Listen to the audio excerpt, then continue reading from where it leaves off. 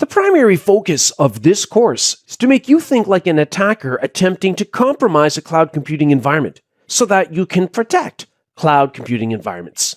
This is going to be done by us talking about cloud characteristics, models, and threats to cloud services. This is important as a starting point so that we can then apply the hacking process to cloud computing. That feeds into securing cloud identities, so working with cloud-based user accounts and groups and enabling multi-factor authentication for user accounts. We're then going to be covering how to increase cloud system and data availability through backups and by replicating to alternate regions in case of a regional outage. We're also going to talk about how we can reduce the cloud attack surface. Some of these techniques will be similar to what you might do in an on-premises environment.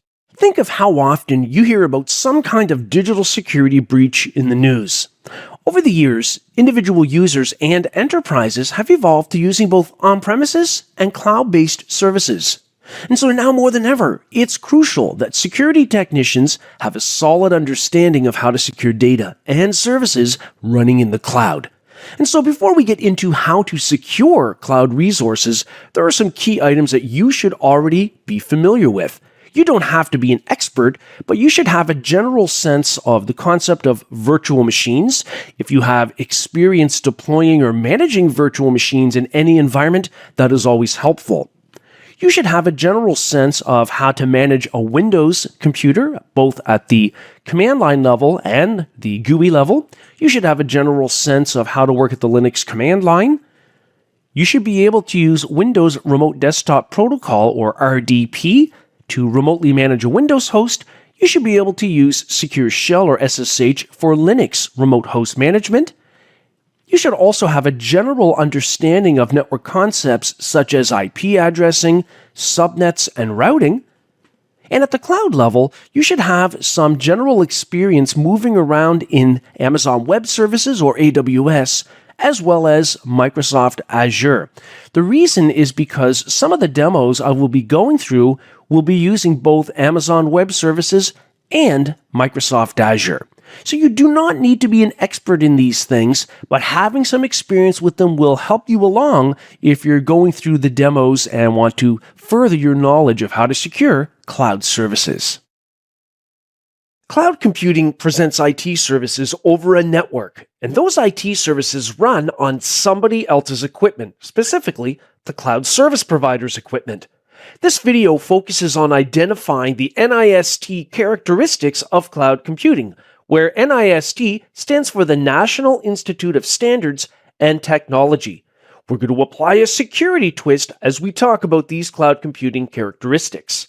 The first characteristic is measured service, followed by broad network access, resource pooling, rapid elasticity, and finally, on-demand self-service. Let's dive into each of these in detail, beginning with measured service. What we're really talking about here is metered usage of the consumption of cloud services. The same way that you would incur charges at home based on the amount of electricity or water that you use. Charges are based on consumption.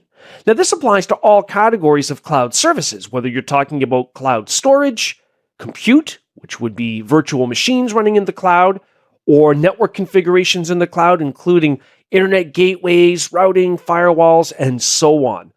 Now, from a security perspective, we have to think about malicious users that might be able to somehow compromise a cloud admin account and then start deploying services that we are paying for, such as deploying virtual machines in the cloud that might be used for cryptocurrency mining while the organization that is the victim is paying the tab for that. The other characteristic is broad network access. What this means is that cloud services are accessible over a network. Now, the internet would apply when you're talking about a public cloud provider and their services. The intranet, so a local private network to an organization, would apply when you're talking about this in the context of a private cloud. With broad network access, we're also implying that access to cloud services is possible from any type of device, whether it's a desktop, laptop, tablet, smartphone, or even some kind of a specialized device, perhaps medical equipment. Now, from a security perspective, we have to think about the fact that if we've got a public cloud service provider, they are available over the internet. So there is the possibility that more malicious users could attempt to break in since it's directly connected to the internet. That's not to say cloud computing is less secure than doing everything on premises, but it is a consideration. The next cloud computing characteristic is resource pooling. What this really means is that due to the economies of scale, which means because cloud service providers have so many customers, it's very easy for them to provide numerous cloud services at a cheap cost. So it doesn't take much for them to buy the underlying hardware to support cloud services. We have to remember that in the cloud we have multi-tenancy, which means multiple customers, and they are kept isolated from one another.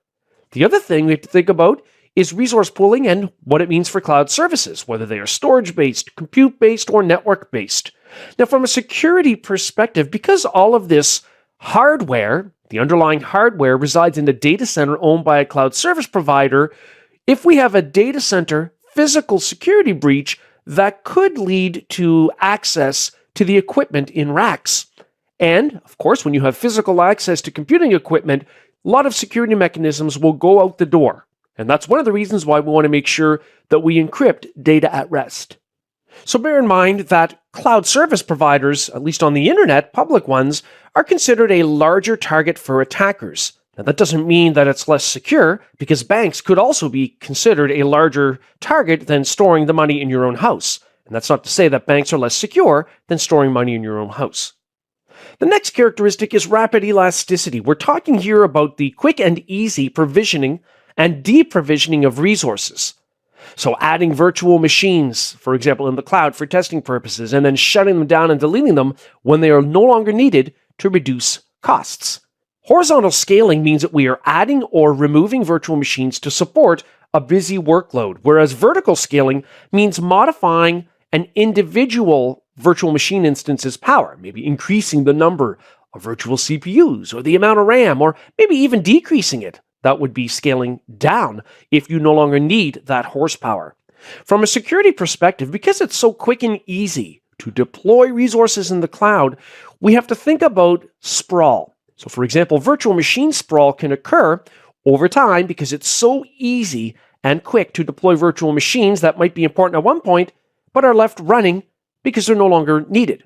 But the more that you have running, the larger the attack surface. Autoscaling is also another part of rapid elasticity. It is related to horizontal scaling. You could configure a threshold, such as if the CPU utilization for a cluster of virtual machines exceeds a given value, because it's too busy, we want to add a certain number of virtual machines to accommodate the increased workload. On-demand self-service is also a cloud computing characteristic. This means that the cloud user or customer can provision resources like virtual machines and storage and databases and so on. And they can do this using a GUI environment, where they can just make a few clicks, or from a developer's perspective, making API calls to exposed cloud service APIs, or using command line tools, including Microsoft PowerShell. So we're really talking about the cloud user being able to provision or deprovision resources without the assistance of an IT technician. Have you ever wondered how hackers manage to get into cloud computing environments? Well, if you can imagine them breaking into a single organization's network or even into your personal computer or smartphone, then you're on your way to understanding how hackers break into cloud computing. Because cloud computing really just means that we are running IT services on somebody else's equipment somewhere else over the network. So we're going to focus on cloud computing models. That's cloud computing deployment models and individual service models, because having an understanding of this and how it is used can go a long way to help securing IT services in the cloud. So let's take a look at some of these deployment models. We're going to start first with a private cloud. A private cloud means that one organization owns and runs it. All the IT services are managed and used by one organization. And that means then that that organization has full unbridled control and flexibility of configuration of that private cloud environment. In a public cloud, the customer pays to use IT services that are really just hosted on somebody else's equipment in a data center somewhere. However, anybody potentially can subscribe to that public cloud provider to use their services. So examples of public clouds would include Amazon Web Services, Microsoft Azure, Google Cloud Platform, to name just a few. A community cloud is designed to serve organizations that have similar cloud computing needs, perhaps for an industry like the medical industry or at the government department level. An example of which would be the Microsoft Azure for Government Cloud, which meets security standards required by U.S. government agencies. Continuing, there are other cloud deployment models, including a hybrid cloud, which combines various clouds, for example, public and private clouds, together, or a distributed cloud, which presents itself as a single unified cloud but consists of multiple cloud deployment models, or a polycloud, where a polycloud means that we are actually using multiple cloud providers. Why would we do that? Simply perhaps because we prefer the services of cloud provider A in some cases, but in other cases we use cloud provider B for a different set of services that we like to use. It could also be for compatibility reasons with existing legacy apps that we want to migrate into the cloud. The next thing to think about are cloud service models. Now, generally speaking, under one big umbrella, we have XaaS. This stands for Anything as a Service. And what we're talking about when we discuss this type of thing, service deployment models, we're talking about managed services that run in the cloud on cloud provider hardware. And depending on what exactly you're using will determine how much you have to configure of the underlying servers or underlying software. So a managed service means it's hosted in the cloud, minimal setup by user. And metered usage means that we pay for what we use. For example, you might be charged by the hour or even by the minute for running virtual machines in the cloud. Let's talk about some specific service models, starting with Infrastructure as a Service, or IaaS, IaaS. So what this refers to is the underlying infrastructure that supports IT services, things like storage, networking, and virtual machines. The next thing to consider are other cloud service models like Platform as a Service, or PaaS, PaaS. This would include things like databases and custom functions that software developers can build and host in the cloud. The beauty here is that the setting up of the underlying servers and software is already taken care of for us. Desktop as a Service, or DaaS, DaaS, allows us to have user desktops, whether they're Linux or Windows-based, hosted in the cloud. Users would use a device to make a remote connection as if they were sitting at a desktop computer somewhere. Software as a Service, or SaaS, SaaS, examples of which would include Microsoft 365, Google Docs. Then Mobile Backend as a Service, or MBaaS. This allows us to link mobile device apps to cloud resources like backend databases. So MBaaS would be of primary interest to software developers. Firewalls as a Service, FWaaS, cloud-hosted firewalls. Machines as a Service, or MAAS, is used by the manufacturing industry for IT solutions that are hosted or managed by a third party. So in summary, what have we gone through here? We've discussed cloud deployment models like public, private, hybrid, and community. We discussed cloud service models, of which there are many categories, like Platform as a Service, where a lot of the underlying work is taken care of for you. We discussed the security implications of cloud computing in the sense that we've got all of these services running on somebody else's equipment. Now, that by itself inherently doesn't necessarily mean it's unsafe, much like storing cash under a bed mattress versus in a bank. Just because it's in a bank and it's a central target doesn't mean it's less secure. And you can think of it in the same way when it comes to cloud computing. I'll leave you with this. As a security technician, how would you approach securing cloud services that you might be using within an organization? Now, possible approaches would include seeking cloud service deployment documentation. You need to know how things were deployed, how they're configured, in order to properly secure them. You might determine if there are any data privacy laws or regulations that apply to any data and what you should do about it, such as enabling encryption for data at rest. You should also consider that cloud-based data can also reside locally in on-premises devices that might synchronize with the cloud. So all of these types of things are potential cloud computing security implications. Thinking like a malicious user can help IT technicians prevent security breaches against the use of cloud computing. This video focuses on cloud computing and its relationship to the 5 phases of ethical hacking. The 5 phases of ethical hacking begin with reconnaissance, followed by enumeration, followed by gaining access and maintaining access, and the covering of tracks. Let's apply each of these 5 phases to cloud computing, starting with cloud reconnaissance, which is essentially, from the malicious user's perspective, a fact-finding mission. It's about obtaining information. In the end, the more that an attacker knows about a potential target or victim that's using cloud computing, the better off they are to mount and execute an attack that will succeed. Now, that means finding out a lot of things, such as the cloud service provider used by an organization, which cloud services are being used, how they're being used, and also using technical techniques to learn of things like DNS names of hosts and IP addresses, capturing network traffic with packet capturing tools to examine both packet headers and the contents within the payload of a packet. You can learn a lot about a network that way. Conducting port scans to see what services are running, and also vulnerability scans, which, aside from identifying services, can also identify weaknesses in those services, such as missing patches. So all of this is about getting information about a potential victim from the attacker's perspective. Next, we have the cloud enumeration phase.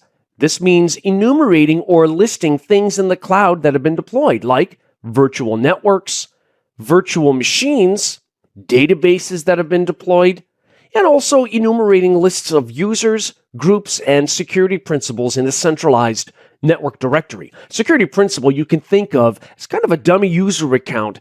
It allows software entities or software components to have access permissions to other resources, such as a web component having access to read from a backend database.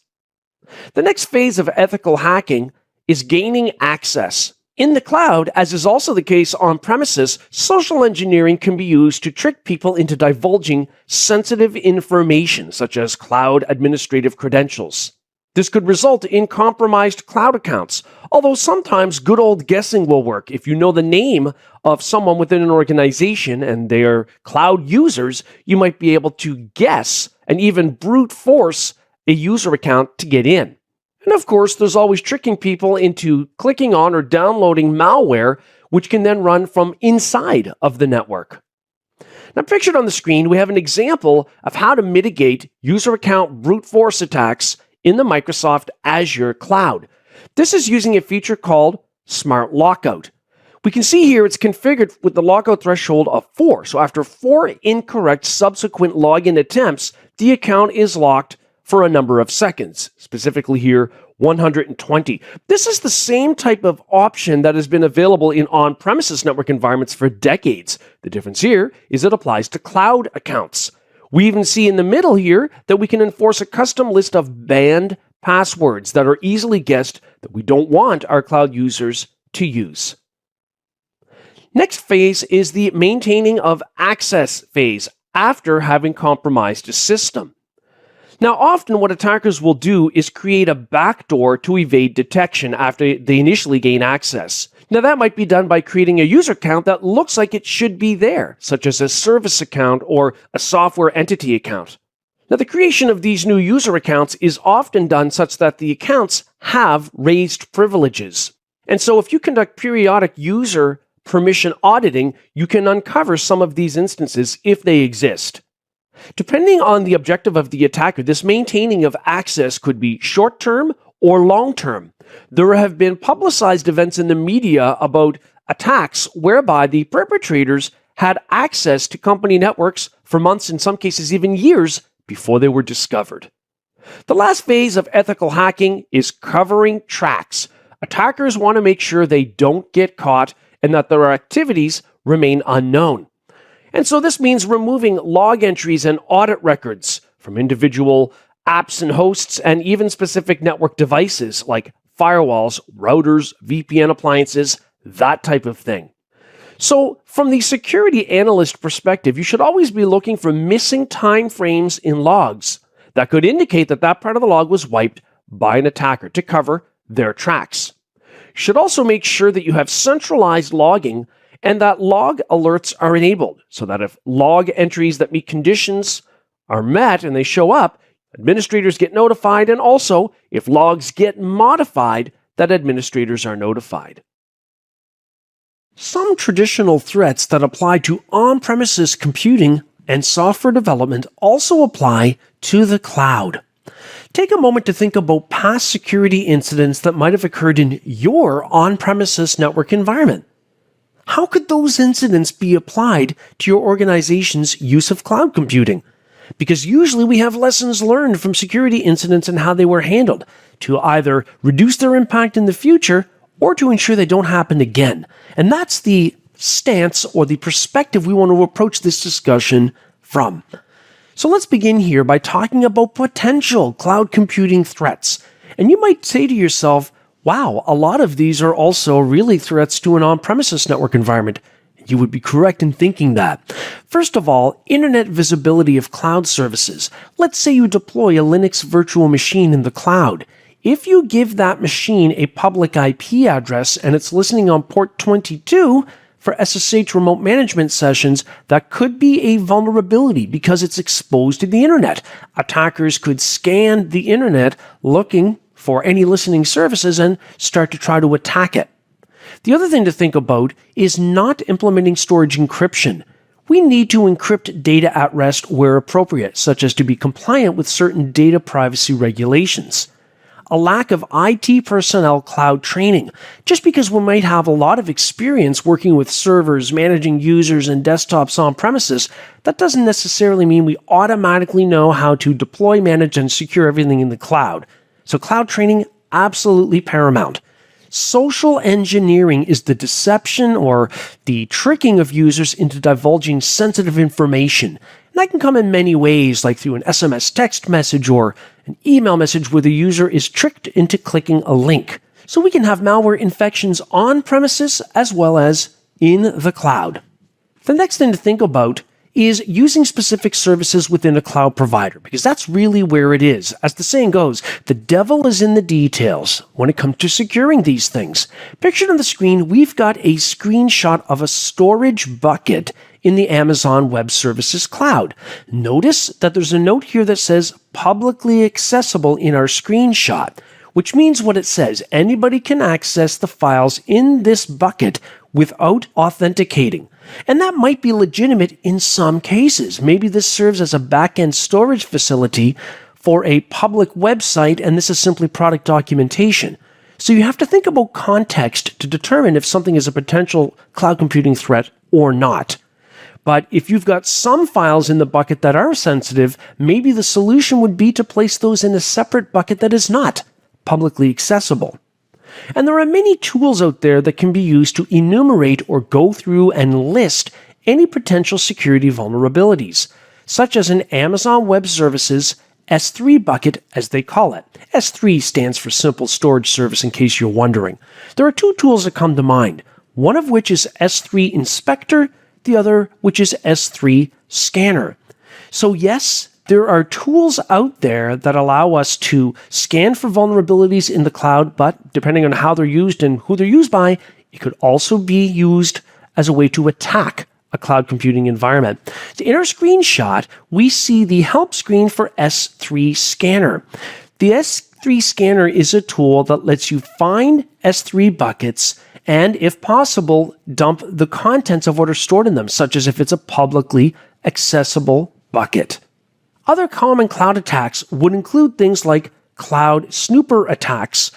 Often this happens because we have a rootkit infection on something running in the cloud, like a Linux virtual machine, which would allow attackers to get into that environment because they've got an infected host. Well, yeah, okay, but what does that mean exactly? Well, what it means is that the attacker will have somehow tricked a user into installing rootkit malware on a virtual machine in the cloud. And so what happens then is that malware might be programmed to periodically go out to the internet from inside the cloud to retrieve commands on what it should be doing. And that traffic, that command and control, or C2 traffic as it's called, can be disguised as legitimate traffic such as DNS client query traffic. Another type of attack is the Instance Metadata Service, or the IMDS attack. This is specific to AWS virtual machines, which are otherwise called EC2 instances. They run a service that will return details about themselves, such as any roles that are assigned to the VM, so that the VM has access to other things like maybe storage buckets. Also, it'll return any details about access keys configured for that specific VM. Access keys, as the name implies, give access to something specific. You might have different users in the organization with different access keys that allow them to authenticate programmatically to AWS. Another common cloud attack is a content delivery network, or CDN, cache poisoning attack, where a CDN is really a copy of data from origin web servers, for example, and we have a copy of it because it's stored strategically in a region near users that will request it, thereby reducing the amount of time it takes to deliver that content to users. Now, what's the attack here then? Well, malicious content might be injected, or it also could mean that a malicious content request is sent that allows access to back-end origin servers. It could also result in a denial of service or a DOS attack to bring a server down, or could end up being malicious content delivered to users because that malicious content was injected into the CDN cache. We've also got golden security assertion markup language, or SAML, types of attacks. What this does is compromises an identity provider private key that is then used by the attacker to forge authentication tokens. When it comes to security and cryptography, public and private keys can be issued to entities like identity providers. The public key can be shared with anybody, that's why it's called public, but the private key must be kept private. If someone gets a hold of the private key, they can forge requests or transactions as if they were the legitimate key owner. And then we have serverless-based attacks. What does serverless mean? It means that the underlying server, or could be multiple servers, are configured and managed by the cloud service provider, the CSP, automatically. You don't have to manually deploy virtual machines in the cloud and configure software on them. So software developers then can focus on writing code when it comes to this type of environment, a serverless environment, instead of the developers spending their time installing servers. So examples of software developer environments with serverless-based solutions include AWS Lambda, Azure Functions, Google Cloud Functions. So there are plenty of options available out there. Also, the other thing about this that makes it very attractive to software developers is that auto-scaling can be enabled when code requests get busy. So as things get busy, auto-scaling might add additional underlying services to handle the peak workload. So what we've seen here then is that many of the same vulnerabilities that you might already be familiar with on premises can also be present in the cloud. So imagine that you're the team lead for software developers and you're using serverless cloud functions. What security advice would you impart to your team?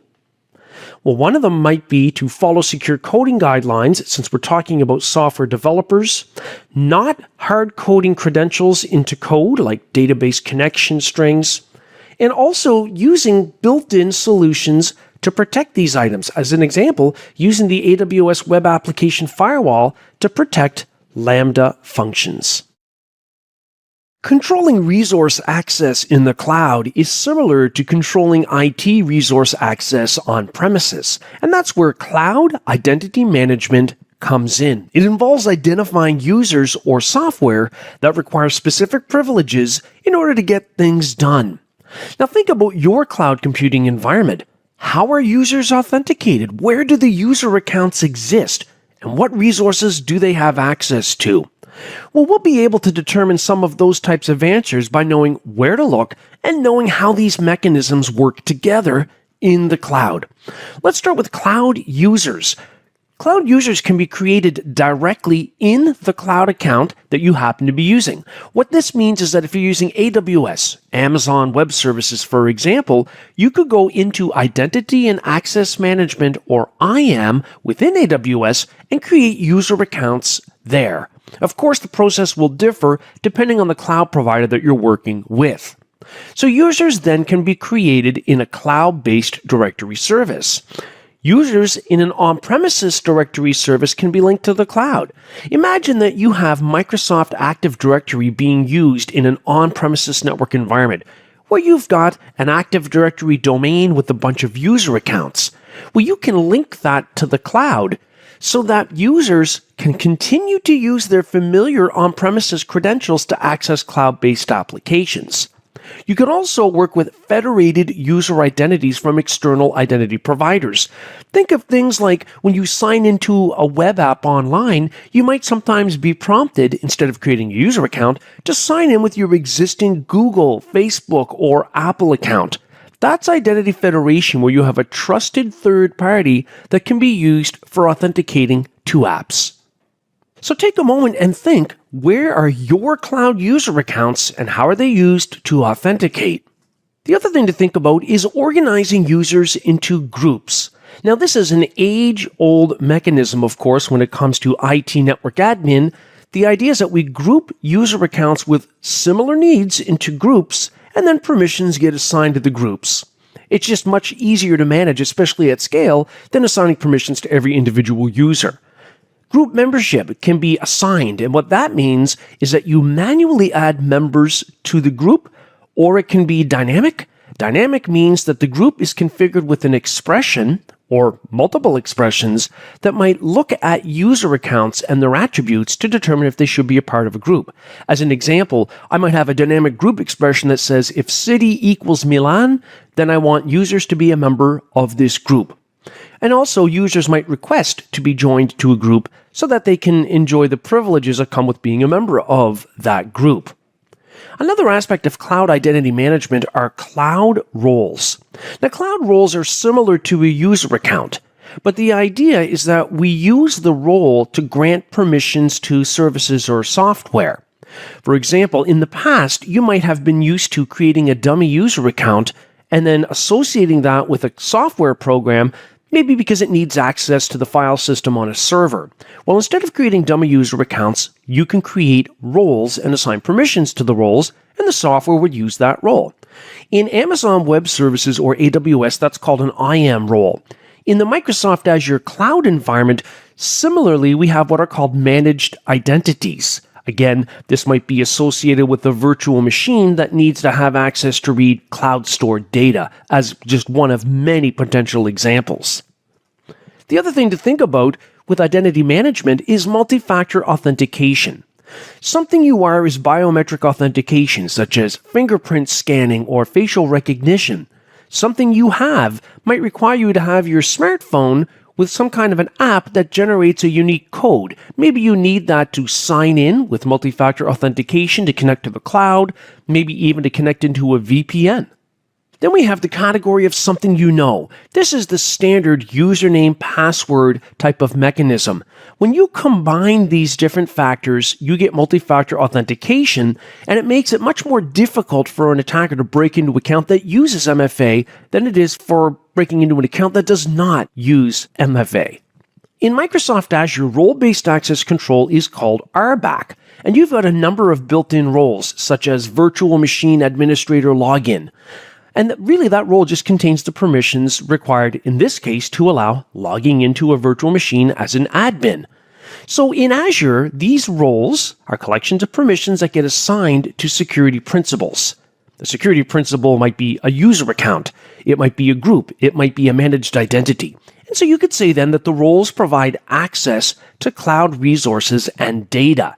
From a security malicious actor perspective, sometimes if a cloud environment is breached, malicious attackers might kind of add a user to a role that otherwise should not be done. And that can be hard to track down if you're not conducting periodic security audits. Another aspect of cloud security and identity management is attackers trying to enumerate cloud accounts and roles to see what's there, because the more that they know, the more that they have when they try to attack a cloud environment. We have a couple of simple examples here of how to enumerate cloud accounts at the command line. You don't have to memorize this, but for example, in PowerShell, in a Microsoft Azure environment, we could create a variable called $role, and we could run the PowerShell commandlet called get-Azure AD directory role, pipe that to where object, which is a filtering mechanism. Well, we want to look for a display name equal to company administrator. So this might be one way that attackers get a list of admin accounts if they can get to the point where they can even read Azure Active Directory. The other thing here that we can do is using the Azure CLI, the command line interface. We would use commands like AZ for Azure, AD for Active Directory, user list. Now, of course, we have to take it for granted that an attacker would have to gain access to the point where they could at least list these things from the cloud account. Now, there are a lot of third-party tools that will do similar types of things, and we need to be aware of these things. We've also got AWS, Amazon Web Services, permissions policies. So a policy is a collection of related resource permissions, such as S3 read-only, which has the permissions to allow read-only access to S3 storage buckets in the AWS cloud, or EC2 full access to allow full access to manage EC2 instances, which are virtual machines. You can always create custom policies if you need to, and policies can be attached to user accounts, so IAM users, groups, or roles. Okay, so with cloud identity security then, we have to think about using MFA and strong passwords to secure accounts. We can even use things like conditional access policies in the Microsoft Azure cloud, where many conditions must be met before a user is authenticated and can access things like cloud-based apps. We should have periodic permissions auditing so that we can identify any anomalies, such as if there was a security breach and a malicious account was created or perhaps a role was granted to an account that shouldn't have been done. We can also identify things like Cloud Shadow admins. Cloud Shadow admins, again, are just extra accounts that have elevated privileges that might have been created by an attacker that gained access to the system. So by attaching policies or adding group membership where otherwise it should not have been done. So think about your cloud computing environment, where user accounts are, if they're organized into groups, if things like managed identities in Microsoft Azure are being used to assign permissions to software. All of this needs to be documented, and it needs to be reviewed periodically in terms of a security review to make sure that those permissions are still needed and nothing has changed. One important management aspect of cloud security is correctly managing cloud user accounts and cloud groups to ensure, for example, that they only have permissions to the resources that they should have. So in this demo, what we're going to be doing is using the Amazon Web Services or AWS Management Console, the GUI management tool, to work with cloud-based users and groups. To get started here in the console, I'll click in the search field at the top and I will search for IAM, which stands for Identity and Access Management. And I'm going to click on IAM. That puts me in the IAM Management Console, where in the left-hand navigator, I can get a list of user groups that might already exist, users, roles. Now, a role is kind of like a user, except it's assigned to some other entity like a virtual machine, so that the virtual machine would have permissions. And the permissions, of course, come from what are called policies in AWS.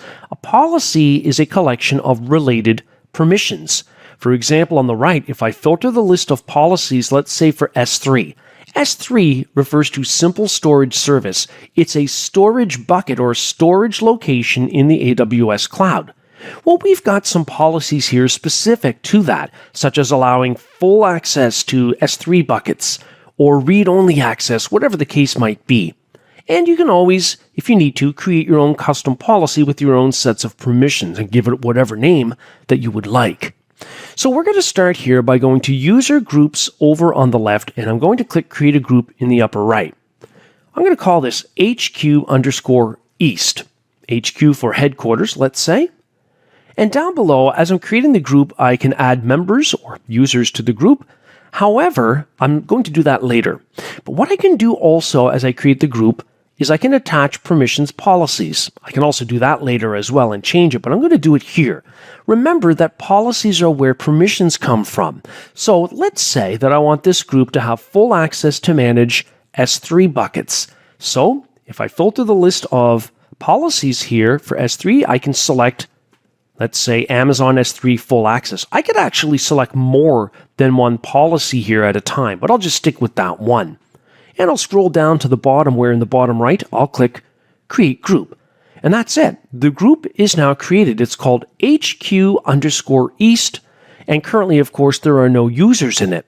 However, let's go create a user account. I'm going to click Users over on the left, and I'm going to click the Add Users button in the upper right. I'm going to create a user here by the name of JDoe, and I can determine if I want to allow JDoe to access the AWS Management Console itself, the tool that we are using. Now, if JDoe is an assistant cloud technician, maybe that's appropriate. Or if JDoe is a software developer, maybe we don't want them to access the console. Maybe we'll generate some key pairs for them for authenticating at the command line. In this case, I'm going to provide JDoe with access to the AWS Management Console. We can auto-generate a password, which we can view afterwards and communicate to that user, or use a custom password. We can also determine if the user must create a new password at the next sign-in, which always is a good idea. That's checked on automatically. I'm not going to change those items. I'm going to click Next in the bottom right. This is where I can determine if the user should be added to a group. Down below, I can select the group or groups that the user should be a member of. I want JDoe to be a member of HQ East. I simply turn on the check mark. Now, that means that JDoe will also get the benefit of the permissions that come from any attached policies to that group. Now, other than adding a user to the group, for permissions for the new user, I could also opt to copy permissions from an existing entity or attach policies directly to the user account, which is sometimes necessary. But generally speaking, at a management level, it's easier to manage permissions policies at the group level for people with similar needs. Okay, I'm going to go down and click Next in the bottom right, and on the Review and Create page, everything looks good. I'll create the user account. Okay, so now I've got the console sign-in details for the username is here, and the password for the user that was auto-generated is here. I can click Show, I can copy it, I can email the sign-in instructions to the user. But one way or another, make sure you take note of this password and perhaps copy it somewhere else in a safe location. So I'll just go ahead and copy it to my clipboard, and I'm going to choose Return to the Users list, and now I'm back here in the IAM console where I'm in the user's view. There's JDoe. Of course, JDoe is a member of that group. Now, if I go into the properties of a user account here and go to security credentials, as a matter of fact, notice up above, it says enabled without MFA, no multi-factor authentication. You really should consider using that. And you can configure that here under security credentials, where I have options down below to assign an MFA device to that user account. So I could give it a name. Let's say we'll just call it Device 1. And down below, we have a number of ways that users could use MFA to sign in with an authenticator app installed on their smartphone, with a security key like a YubiKey device that you physically plug into a USB port on a device like a laptop, or it could be some kind of hardware time-based token. So we have that available as well. So we make the appropriate selection like an authenticator app, and then from there we could choose Next, and then continue through the wizard to enable multi-factor authentication. So that is an important aspect to consider when it comes to the management of IAM user accounts and hardening those accounts. Multi-factor authentication, or MFA, can greatly enhance user sign-in security. This is because instead of an attacker only needing to know a name and a password, an additional factor, such as the possession of a device displaying a PIN, is required to complete authentication. In this video, you'll learn how to enable MFA, multi-factor authentication, for Microsoft Azure user accounts.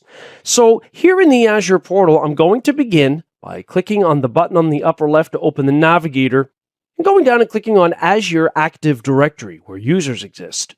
I'll click on the users view on the left. Here I've got a user named User1. Now I want to enable MFA for that account.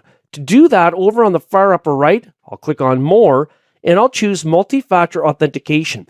That opens up a new window, and it's going to show us a list of our Azure AD user accounts and the status for each one for multi-factor authentication. Currently, it's disabled. So I'm going to turn on the check mark to the left of User 1, and over on the far right, I'm going to click Enable, because I want to enable MFA. I'll click the Enable Multi-Factor Auth button. I'll click Close, and we can now see that the multi-factor auth status for User 1 is now showing as enabled. So what we're going to do is sign in as that user account, and we're going to examine the process now that MFA is enabled for that account. To test this, I'm signing into myapps.microsoft.com, and I'm going to connect with our user account. And I will specify the password for the account and click Sign In. Now, after I enter in the correct password, the next thing I will see is it asks for more information. It says your organization needs more information to keep your account secure. Okay, that's because of MFA being enabled. Let's click Next. It's going to want to know some details because we're going to choose that we want to have an authentication phone at our disposal, so a smartphone that we receive a 6-digit code on to complete the authentication process. So I'm going to go ahead and choose the details here related to my phone. So I'll specify Canada, and then I'll specify the number, and I'm going to have it send me a code by text message. Now, I'm then going to have to enter in that code to complete this process. After you enter in the code successfully, you're then ready to proceed. So I'm going to go ahead and click Done. And when it asks me to stay signed in, I'll choose Yes. Now, to truly test this, what we're going to do is log out and log back in once again to see what the entire MFA process feels like now that it's been configured. So as usual, we're going to specify the user account name and also the password for the account. So we still have to know that information. That's something you know. And after we click Sign In, it'll then ask us for the code that was sent to our phone. So I have a text message on my mobile phone. I'm just going to enter in the code within that message. It's a 6-digit code, and I'll click Verify. So this is multi-factor authentication because I have to possess the phone to receive that 6-digit code in the first place. Now back here in the Azure portal, I'm still looking at my list of users in Azure AD. So if I go back into the More button and choose multi-factor authentication, notice that for user 1, it now shows a multi-factor authentication status not of enabled, which it did previously, but instead enforced, because it's now actually in use. It's being enforced. Policies and role-based access control can be used to limit cloud resource management for cloud technicians. In this video, you'll see how to do just that in a Microsoft Azure environment. Here in the Azure portal in the top center bar, I'm going to search for the word sub, and I'm going to choose subscriptions. What I'm going to do is assign a role for a group at the subscription level. So I'm going to click on my pay-as-you-go subscription, and in the navigation bar that opens up as a result of that, I can click on Access Control IAM, where IAM stands for Identity and Access Management. When I click that, over on the right, I can click Role Assignments to see any roles that might already have been assigned. But I can also click the Add button up at the top and add a role assignment from here, which I will do. What I'm presented with is an alphabetical list of both built-in and custom roles if custom roles have been created. So let's say I'm interested in allowing other technicians virtual machine management capabilities. So I'm going to type in VIR, and I'm going to choose the virtual machine contributor built-in role. Now, a role is a collection of related permissions that, in this case, will allow the management of virtual machines in the Microsoft Azure cloud. Now, down below, I'm going to select an existing Azure Active Directory group named East_admins. So members of this group will have the permissions for the virtual machine contributor role. I'll click Save, and then we'll be able to see this role assignment listed, because we're still looking at role assignments at the top, over on the right. There it is, virtual machine contributor for the East Admins group for this resource being our pay-as-you-go subscription.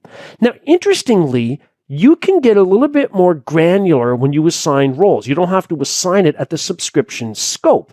So for example, let's open up our navigator on the left, and what I want to do, scroll up a little bit and click Resource Groups. In Microsoft Azure, a resource group allows you to group related cloud resources so they can be managed as one unit. For instance, if I were to go into the East RG1 resource group and then click on Access Control IAM for it and look at the role assignments, we're going to see what we just did. It's going to look a little bit different because it's going to say it was inherited from the subscription level. But there it is, virtual machine contributor for the East_admins group. So it's flowing down to all of the cloud resources, such as virtual machines that we might have deployed within this resource group. Now, you can even get more granular than that if you really want to. You can select a specific Azure resource. So for example, let's open up our navigator. Let's click All Resources. But you can choose a specific resource like an individual virtual machine. And in its navigation bar, you do the same thing. You can click on Access Control IAM, and you can view the role assignments, and you'll see that it will have dribbled down or been inherited down to this level as well. Now, of course, you can also click the Add button to add a role assignment at these subordinate levels if you want it to be a little more controlled. Now, that's an RBAC role. But what I can't do with roles, for instance, is check whether encryption is enabled for virtual machine disks, that type of thing. That's where policies come in. So here in the portal in the top center, I'm going to search for POL and I'm going to choose policy. Now, there are a number of built-in policies that you can use to check for security compliance for your resources in the cloud. So I'm going to click Assignments over in the left-hand navigation bar, and I'm going to choose Assign Policy up at the top. Now, I have to determine the scope, which is automatically set to my pay-as-you-go subscription, but I could click on the Scope Selector button on the right, and I could choose a resource group instead of having my entire subscription checked. Now, when I say checked, what we're going to do is check that virtual machines have their disks encrypted. So I want to check the entire subscription, all virtual machines, so I don't want to specify a resource group. So I'm going to cancel out of that. I don't have any exclusions, but I have to select the policy definition. So I'll click the button to the right of that field, and I can filter it by name. So maybe I'll choose or type encrypt.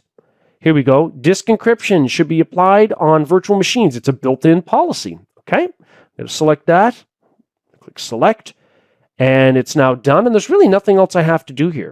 Of course, the policy enforcement is enabled here. Okay, so all it's going to do for existing virtual machines that do not have encryption for disks, it'll simply flag them as non-compliant. Let's choose Review and Create to create the assignment, and then Create. Now, depending on the size of your Azure subscription, how many objects you've created in the cloud will determine really how long this takes. It might take just a few minutes or it might take an hour. So all I would do here is click on Compliance, and again, I'll see if anything has been done. So we can see here, disk encryption should be applied. It says the compliance state not even started. So I can keep coming back here periodically every few minutes and clicking refresh until I see the compliance report that states whether virtual machine disks are encrypted or not. So after a few minutes, we can see the compliance state is now listed as non-compliant. So I'm going to click to open that up so we can see details such as which virtual machines are non-compliant, which ones do not have disk encryption enabled. So we've got one non-compliant resource, and if I scroll all the way down, I can see it's actually my Windows Server 2016 virtual machine. In this demonstration, we're going to take a look at how to configure AWS resource permissions. So if you're using a cloud computing solution, think about the resources that might need protection. Do you have any databases deployed in the cloud? Are you running any web applications or virtual machines in the cloud? These are important things to know in order to properly secure a cloud computing environment. You need documentation or at least access to sign in to take a look at what's been done previously. So here in the AWS Management Console, I'm going to begin by going into the search bar and searching for IAM, Identity and Access Management, where we have a list of our users in the AWS cloud. We also have a list of groups. We also have a list of roles which we can assign to various services like virtual machines if perhaps code in a virtual machine needs access to something. And the permissions all stem from what are called policies here. Policies are collections of related permissions, whether it comes in the form of managing VPNs or accessing Glacier's storage archives and having read-only access to that. There are a lot of these built-in policies, or you can create your own. So what I want to do here in this particular case is point out that when we go into an individual user account, let's say JDoe, one of the things that we can view about permissions is what permissions the user currently has. So for example, under the Permissions tab, user JDoe has the Amazon S3 full access permissions policy to give full access to S3 buckets. And notice that comes from a group that the user is in called HQ East. But then the user has a second permissions policy called IAMUSERCHANGEPASSWORD, which was assigned directly to the individual user. And that's fine. You can have a hybrid of these policy assignments where it makes the most sense. Now, at the same time, it's also important to understand that we can assign roles permissions for resources. So we've got all of these role names here. Well, what we can do is use it in the following manner. So if I were to search for EC2, that's the Elastic Compute Cloud. That stands for virtual machines, basically running in the AWS cloud. If I go into the EC2 console and go to the instances view, I've got an instance running here. It's a virtual machine. It's called App1 Windows Server. If I select that virtual machine, and if I go to Actions, I can go all the way down to Security, where I can modify the IAM role. We were just looking at that view. What I can do here is I can choose an IAM role here from the list, or I can create a new one. So for example, create new IAM role. That opens a new browser window, and I can create a role here by clicking Create Role. It's going to be for an AWS service, in this case EC2, so it's a virtual machine. I could choose other items from the list as appropriate, but this is what I want it for. I would click Next, and let's say I need whatever code is running in the virtual machine to have full access to S3 buckets. So I could filter for S3, choose Amazon S3 full access. It could be any other set of permissions that are needed. This is simply an example. Then I could go down and click Next, give this a name, let's say App1 Bucket Role 1. And the actual JSON representation of those permissions are shown below, which is fine. I'm okay with that. I'm just going to go in the bottom right and click Create Role. Okay, so it's creating the role. The role was created. So if we go back to our original screen where we were in the properties of the virtual machine modifying its IAM role, I can click the refresh button, and from the list, I can now choose App1, Bucket Role 1, and update the IAM role for that virtual machine. So now any scripts or code running in that virtual machine would have that permission, based on the role we just created, to access S3 buckets. Now this is very important for a number of reasons. One of which, this is a way that an attacker can essentially create elevated privileges and hide it and make it hard to find by admins, because it's not even its own separate user account, it's a role, and that role was attached to a virtual machine. So if they can somehow put code or a malicious script in the virtual machine, it might have more access than it really should to something. Of course, the attacker would have to have the ability to do this in the first place, but these things do happen. And so it's very important then to think about AWS resource permissions and how it can be exploited by malicious actors. So think about your environment. I'll leave you with this. Where are your user accounts? Are you using roles to assign permissions to services like virtual machines? And if so, what are the permissions? And the last thing I'll leave with you is think about how would you detect in your environments if this were being exploited?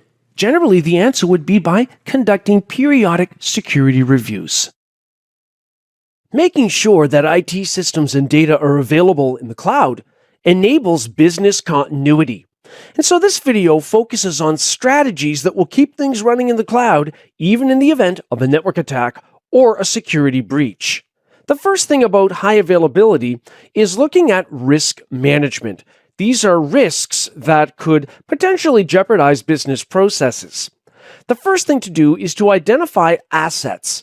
For example, it could be an e-commerce website that generates hundreds of thousands of dollars per day in revenue for the organization.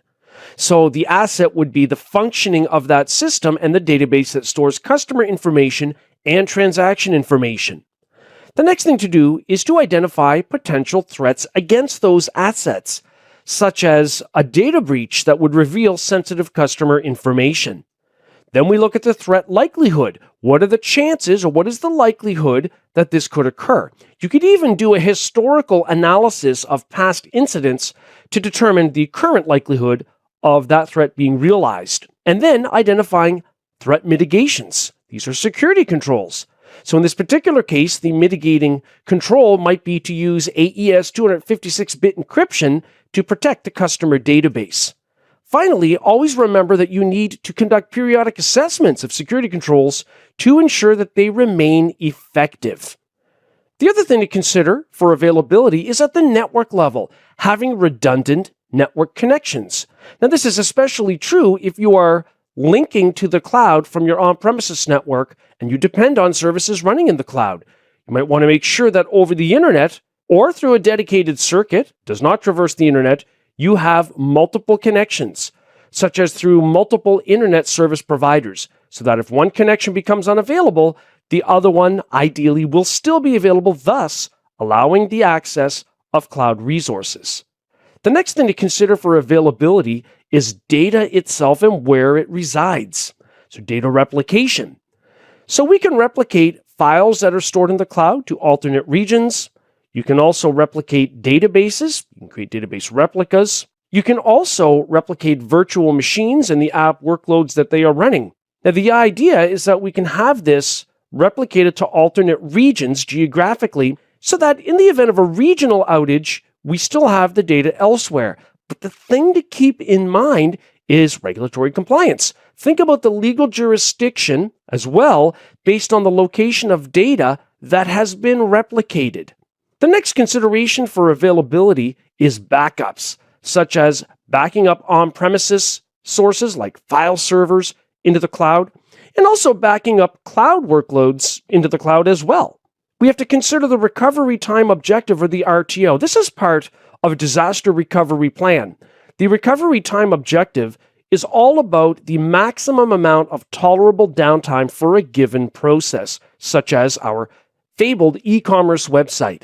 The next consideration, also a part of a disaster recovery plan, for backups for sure, is the recovery point objective, or the RPO.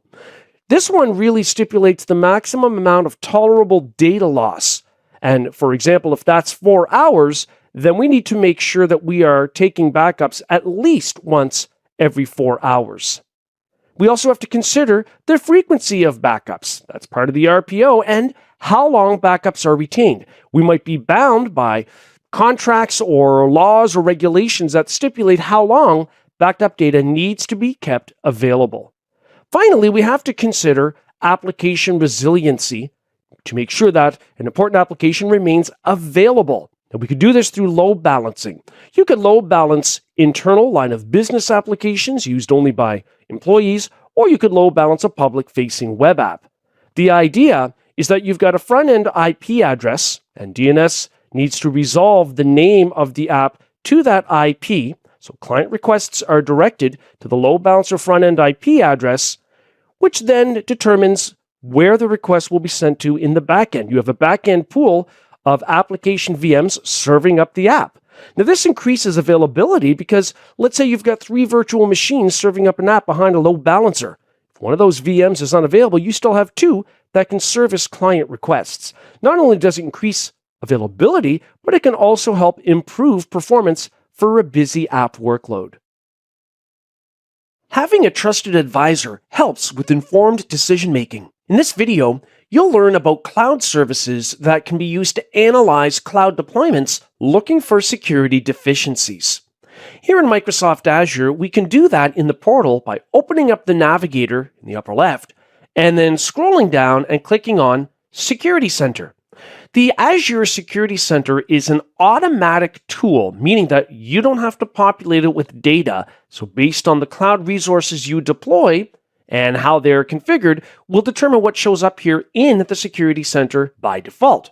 So the first thing I see is policy and compliance. It's even broken down by some common regulations and industry security standards like ISO 27001, also PCI DSS.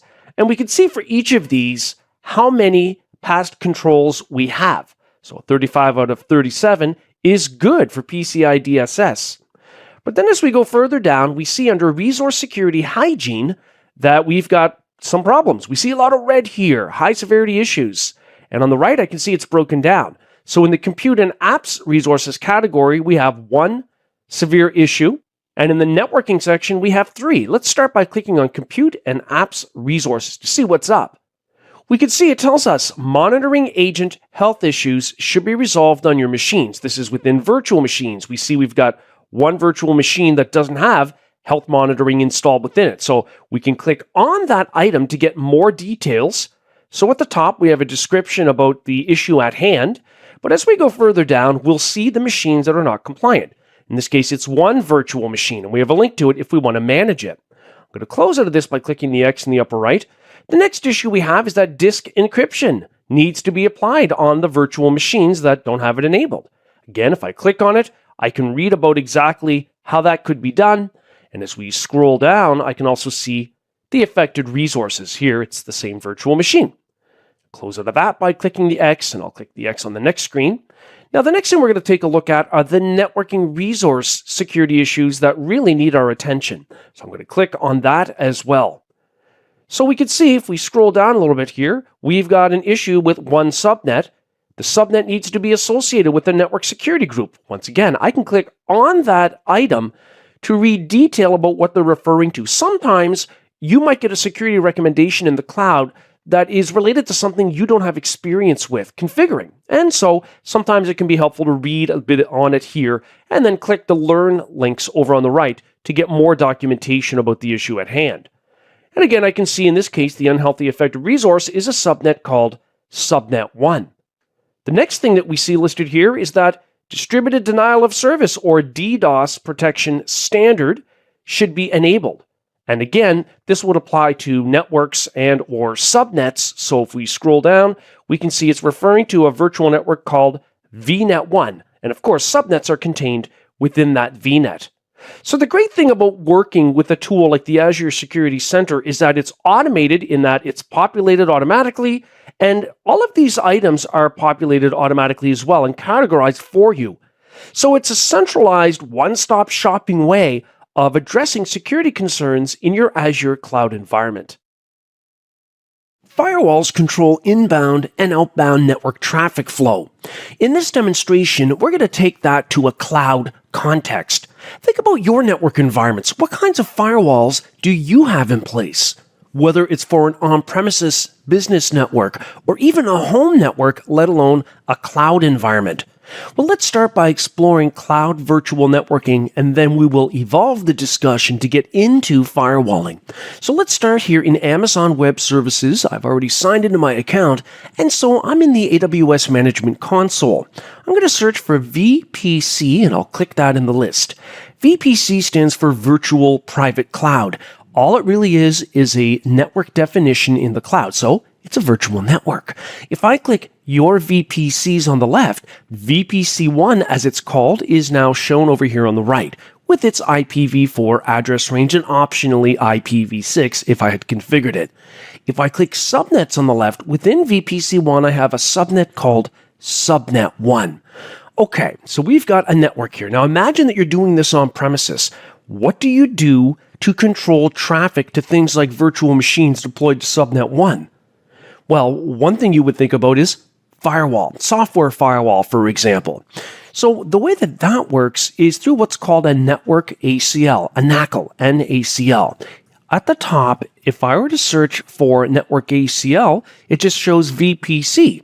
Well, that's because in the left-hand navigator here, if I go further down under security, we've got network ACLs.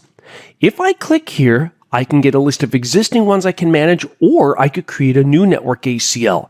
I'm going to call this Windows Standard. I'm going to tie this to VPC1, my virtual network, and then I'm going to choose Create Network ACL. Now you might wonder, what did that do? Nothing so far, because what we need to do is we need to click to open up that network ACL, in which we can then manage inbound and outbound rules to control traffic flow into and out of VPC1. So currently, notice that for inbound rules, all traffic, all protocols, all port ranges from everywhere is denied. So if I click Edit Inbound Rules, let's say I want to allow network management for remote desktop protocol for Windows. I could click Add New Rule. I'll call it RDP, let's say. I'm going to give this a rule number of 100. the rule numbers are relative to one another. What this means is that Rule 100 would get checked before Rule 101. So instead of custom TCP, I'm going to open up that list of protocols, and I'm going to go all the way down the list to the point where I can select RDP, which uses TCP port 3389. I can allow that from any source location, and in IPv4, of course, that's 0.0.0.0/0. Really, at this level, this is no different than configuring any type of firewall rule anywhere. However, if I know that I've got a specific network range on premises that I want to allow this type of connection from, I can specify that IP address range here in CIDR format with the slash and the number of bits in the network mask. And I can determine if I want to allow or deny that traffic. I want to allow it. So I'm going to click Save. And now we've allowed RDP traffic into that subnet. Any other traffic is going to flow down to the last rule here, which will simply be denied. So that's one way that you can work with security in the cloud. There are many other ways, but just to point something out here, we've also got something called a security group in Amazon Web Services. I'll just open up an existing security group and we'll take a look at it. It looks similar in that we've got inbound and outbound rules, but you know what's interesting is that if we take a look at the details of one of these rules, there's no allow or deny. So with security groups, you have a list of what should be allowed. Not only that, when you're looking at a security group, understand that it gets associated with specific virtual machines, not entire subnets. So the last thing I'll leave you with is how you might leverage some of these solutions to protect resources in the cloud at the network level. It's not the only security defense you should have, but it is part of the layered approach. Laws and regulations can influence how cloud services are used by an organization. After watching this video, you'll be able to recognize how compliance can have a direct impact on cloud service configurations. The first thing to keep in mind is what type of data the organization is storing in the cloud, whether it's individual files or databases, virtual machine disks, or backups stored in the cloud. Now, after we've identified that, we then have to think about where that data resides. Are we replicating any of that data to different geographical regions supported by the cloud service provider? Now, you would do that to increase availability in case of a regional outage of some kind. But you also have to think about how your data is stored and whether or not you are being compliant with the appropriate regulations, such as perhaps requiring encryption for data at rest, even in the cloud. Then you have to think about the potential legal implications based on where data is stored. If you are replicating data to servers that exist in data centers in different countries around the world, there could be different laws that apply, such as for how law enforcement can subpoena that physical equipment in that data center in that country. The General Data Protection Regulation, or GDPR, is a European Union act of legislation. It's all about protecting EU citizen private data. And it applies to any organization anywhere in the world that is gathering, processing, storing, or sharing European Union citizen data. The idea is that EU citizens have control of their private data and how it's used, and that includes its accuracy. So when you're looking at cloud service providers, one thing to do is to take a look at compliance reports to see if they're compliant with any regulations that might apply to your organization's needs, such as whether or not the cloud service provider is GDPR compliant. The Payment Card Industry Data Security Standard, otherwise called PCI DSS, is not an act of legislation. Instead, it's an industry security standard. And it really is all about the safekeeping of credit card holder data, whether it's Visa, MasterCard, or American Express, for example. And there are slight variations in the security requirements between each of those three credit card vendors. But when you look at PCI DSS documentation, what you'll notice is that there are very general statements regarding how to secure something. In other words, there are no specific implementation details provided. That's left to the security professional or the cloud security analyst to determine. Pictured on the screen, we see a PCI DSS certification message on the Amazon Web Services, or AWS website, that states that Amazon Web Services is PCI DSS certified. Now, you can actually read the compliance reports and determine which third party, ideally independent, auditing team conducted this assessment, and you should always take a look at other types of regulations or laws that you need compliance with for your provider, such as GDPR. Now, the thing to watch out for, though, is just because the cloud service provider is compliant with the standard like PCI DSS, it doesn't automatically mean anything you do in that cloud provider environment is also PCI DSS compliant. Replicating cloud-stored data provides a backup as well as an alternate copy of data in case disaster strikes. After watching this video, you will have acquired the skills necessary to configure cloud storage replication. Here in the Azure portal, I'm going to start by opening up the navigator in the upper left. Then I'm going to go down and click on Storage Accounts. In the Azure cloud, a storage account is a storage location for cloud files. So I've got an existing storage account listed here. I'm going to click on it to open it up. Now, I'm looking at the properties here in the left-hand navigator, and if I go all the way down, I can see under Settings an option called Geo-Replication. However, when I go to Geo-Replication, I have a map of the world, and I've got a blue indicator for where the data currently resides with this storage account down below. The legend says that's the primary location, and it's Canada East. Okay, but where's the option to replicate elsewhere to an alternate region? Well, it's not here yet because of the way this account is configured. If we look at the configuration on the left, we can see that replication for this storage account has been set to locally redundant storage. That means across equipment racks, but within a data center, so it's not replicating across regions. So I'm going to open up that drop-down list and choose Geo-Redundant Storage, and I'm going to click Save. So it says it successfully updated our storage account with the new config change. Let's go back to Geo-Replication. This time, we see two indicators of different colors on the world map. Well, let's see what the legend says. The primary location blue is Canada East. Well, that's where the data resides now. It suggests replicating to Canada Central as a secondary location. That sounds perfect. So now that we've got that option made available, we can rest assured that we have a secondary copy of the data for files stored in this Azure storage account. Replicating cloud virtual machines provides a backup as well as an alternate copy of the virtual machine in case disaster strikes. After watching this video, you will have acquired the skills necessary to configure cloud virtual machine replication. Here in the Microsoft Azure portal, I'm going to start by opening up the navigator on the left and clicking on the Virtual Machines view.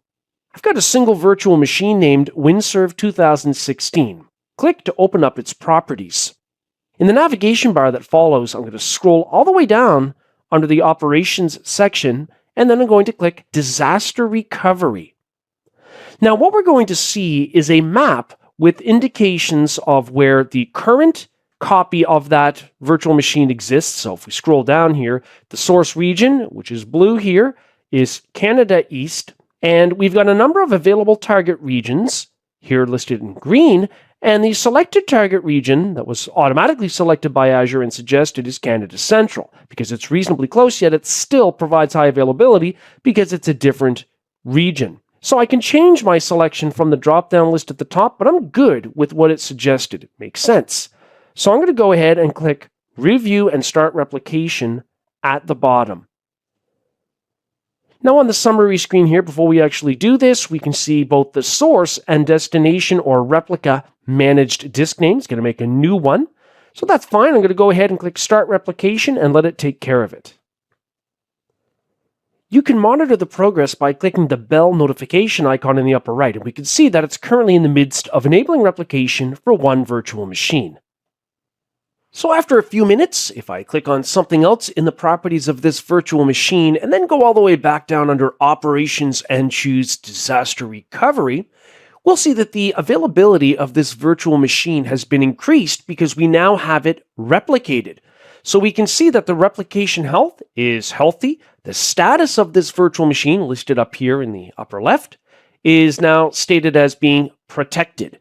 We also have the option of testing failover. This way we can ensure that in the event that there is a regional outage, we do have the ability to make a connection to the secondary replicated copy of the virtual machine. Load balancing for applications can not only ensure optimal performance and availability for the app, but it can also provide a security service. So for example, a load balancer can serve as a mitigation technique for network flood attacks because you've got multiple back-end servers handling the load. It's not the only thing you should do to mitigate those types of attacks like DDoS attacks, but it's something to consider. And so in this example, let's go ahead and let's configure a load balancer. From a security perspective, high availability is important, making sure that IT services that are critical can be reached even if we have a failure of one or more back-end servers for whatever reason. So let's get started with this. Here in Amazon Web Services, I'm going to begin in the console by searching for EC2, and I'll click on EC2. That will give me the ability to view my virtual machines, my instances. If I go to the instances view, I've got 2 app servers here, and they're both in a running state. Now, realistically, you would install perhaps a web server stack in each of those servers, and the same application files would be configured on those hosts. That's a separate topic. Let's assume that's been done. I want to load balance between those 2 servers. To do that, I'm going to scroll down in the left-hand navigator, and way down under load balancing, I'll click Load Balancers. And then I'll click Create Load Balancer. I want to create a network load balancer, which simply looks at things like an IP address and a port number, and then forwards it to back-end servers to host client sessions. An application load balancer is a little bit different because it can look at the incoming URL string and make a decision as to which back-end server or servers should handle that request. Maybe there's a back-end server optimized for video file uploads or something along those lines. So we're going to go with a network load balancer. I'll click Create under that heading. I'm going to call it App1 LB1 for Load Balancer 1. Down below, it will be an internet-facing load balancer because I want to service client requests over the internet for the app. It could very well be an internal line of business app. You make the appropriate choice here. I'm going to scroll down further because I have to map this to a VPC, to a network in the cloud, and I've already got one called VPC1. And I've got some subnets, and I've also got virtual machines or instances deployed into the US East 1C availability zone. An availability zone is contained within a geographical region. So I'm going to select that, and subnet 1 pops up. That's all fine. Then I have to configure listeners and routing. So basically, I'm going to allow a listener to be created on TCP port 80. Now, I could also have selected that I want to use port 443 for HTTPS, where I would have a PKI certificate to secure the network connection. But for simplicity in this demo, I'll leave it on TCP port 80. However, what will it forward requests to? This is what the load balancer over the internet will be listening on. Well, when it gets a client request on that port number, where should it send it? And that's where the target group comes in. Now, we don't have an existing target group, so I'm going to go ahead and click the link for Create Target Group. That opens a new browser window where we have to determine how we're going to make a connection to the back-end servers hosting our app. Is it going to be by selecting instances, which we're going to use? These are virtual machines. Or do we want to reference them by IP addresses? We can also load balance a function in the cloud, a Lambda function. Or we could select Application Load Balancer, which we discussed previously. I'm going to leave it on instances. I'm going to give this a name. I'm going to call it App1 Target Group 1. And on the backend servers, they're going to be making their web app available on TCP port 80. So it's in VPC1. That's my network. The health check here allows me to specify how the load balancer will determine that the backend servers are healthy and responsive. So I'm going to leave the default values for that, and it can be a connection check over TCP, it could be over HTTP, connecting to the root of each web server, whatever makes the most sense. Okay, so having done that, I'm going to click Next in the bottom right, where I then have to select the appropriate virtual machine instances based on my network selection. So I'm going to put a check mark by these 2 servers, and then down below, I will choose Include as Pending. Pending means it hasn't had a chance yet to determine if they are healthy based on our health check settings. I don't have a web server running in those hosts in this example, so they're never going to be healthy in this demo, but that's okay. So here I'm going to click Create Target Group in the bottom right. All right, now we've got our target group, so let's go back to the first browser window and click the refresh button so that we can choose our target group, which will be used as a target for forwarding traffic that the load balancer receives. Okay, and there we go. We are good to go, so therefore in the bottom right, I will choose Create Load Balancer. And at this point, I can click View Load Balancer to go into my view where I've got my load balancers shown, and the load balancer is showing now a state of provisioning. When I go into my load balancer, the DNS name is very important. There is a DNS-A record shown here, so you would have to make sure that you modify your company's DNS zone. Let's say it's mycompany.com, and maybe create a CNAME or an alias record that would point to this, so that client requests to your website, for example, would be forwarded to the load balancer. So think about your network environment. Do you currently have load balancing in place? And if you do, is it for public-facing apps? Is it for internal apps? Do we realize the benefits of using this? Of course, it's going to be primarily high availability. We want to make sure that even if we've got some back-end servers that fail, maybe they're flooded by an attack or they're brought down, or whatever the case might be, that the app can still remain running. Modern-day software developers will often use application containers and even clusters to support busy applications when it comes to software development. Imagine that your organization has a custom web app and that some security changes are needed. Well, instead of bringing the entire app offline, if the app was built using multiple application containers that work together, you would only need to bring down those components, those containers that need changes, while leaving the other ones up and running. So this is one of the many benefits of using application containers. Let's go into some detail about containers and their relationship to security. The first thing we have to do is discuss what an application container is relative to the underlying operating system, because it is not its entire own operating system. It's also not a virtual machine. Let's explain this. So in our diagram at the bottom, we've got the host operating system. That could be Windows-based, it could be a Linux or a Unix variant, but on top of the host OS, you would need to have a container engine running. Software, the most common example of which would be Docker.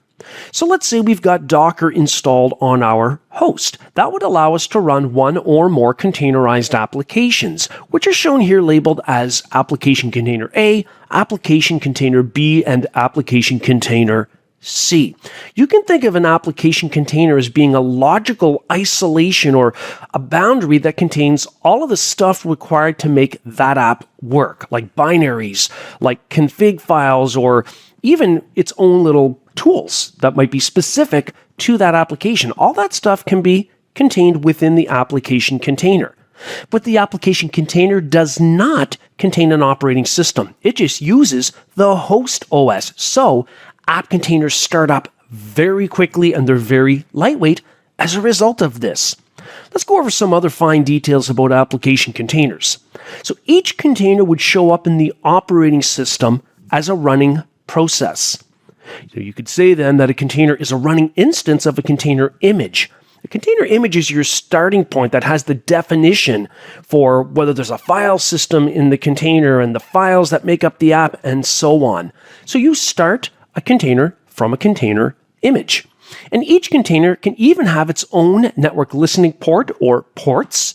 For example, it might have an HTTP web server stack listening on port 80 or port 443. And a container can also have its own file system that you could even have mounted into the host operating system for ease of management. But as you might expect, you want to make sure that the underlying host is secured properly, because a compromised host can mean compromised containers for those applications that are running on that machine. Now, ask yourself this: what would you do to harden or secure application containers? Now, if you're thinking, well, I would probably take the same steps I would to harden any application. Make sure software developers adhere to secure coding guidelines, apply the latest updates, make sure only the required network ports are open, have a firewall controlling traffic.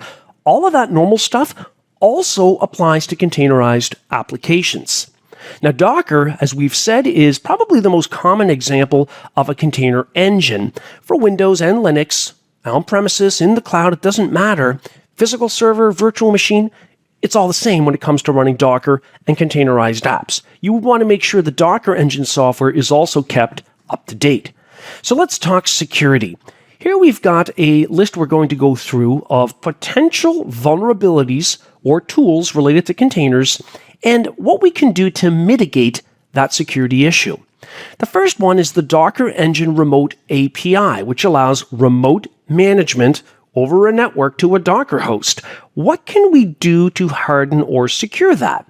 Well, one thing to do is to use only TLS connections. Configure it so it only allows encrypted connections over the network for remote management.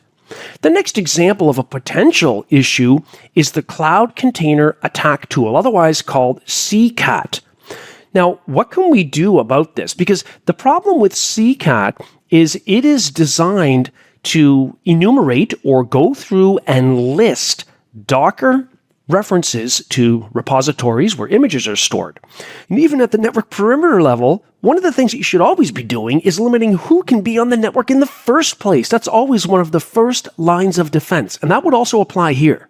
The next potential vulnerability or tool is a container volume compromise. Remember how we said an app container might contain its own file system and that file system could be made available in the underlying host for management purposes?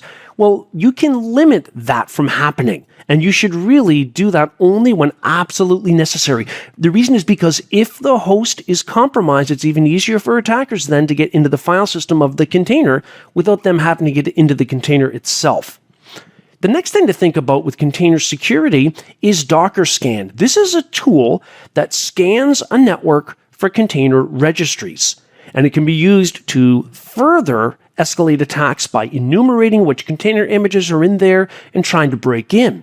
What can you do to mitigate it?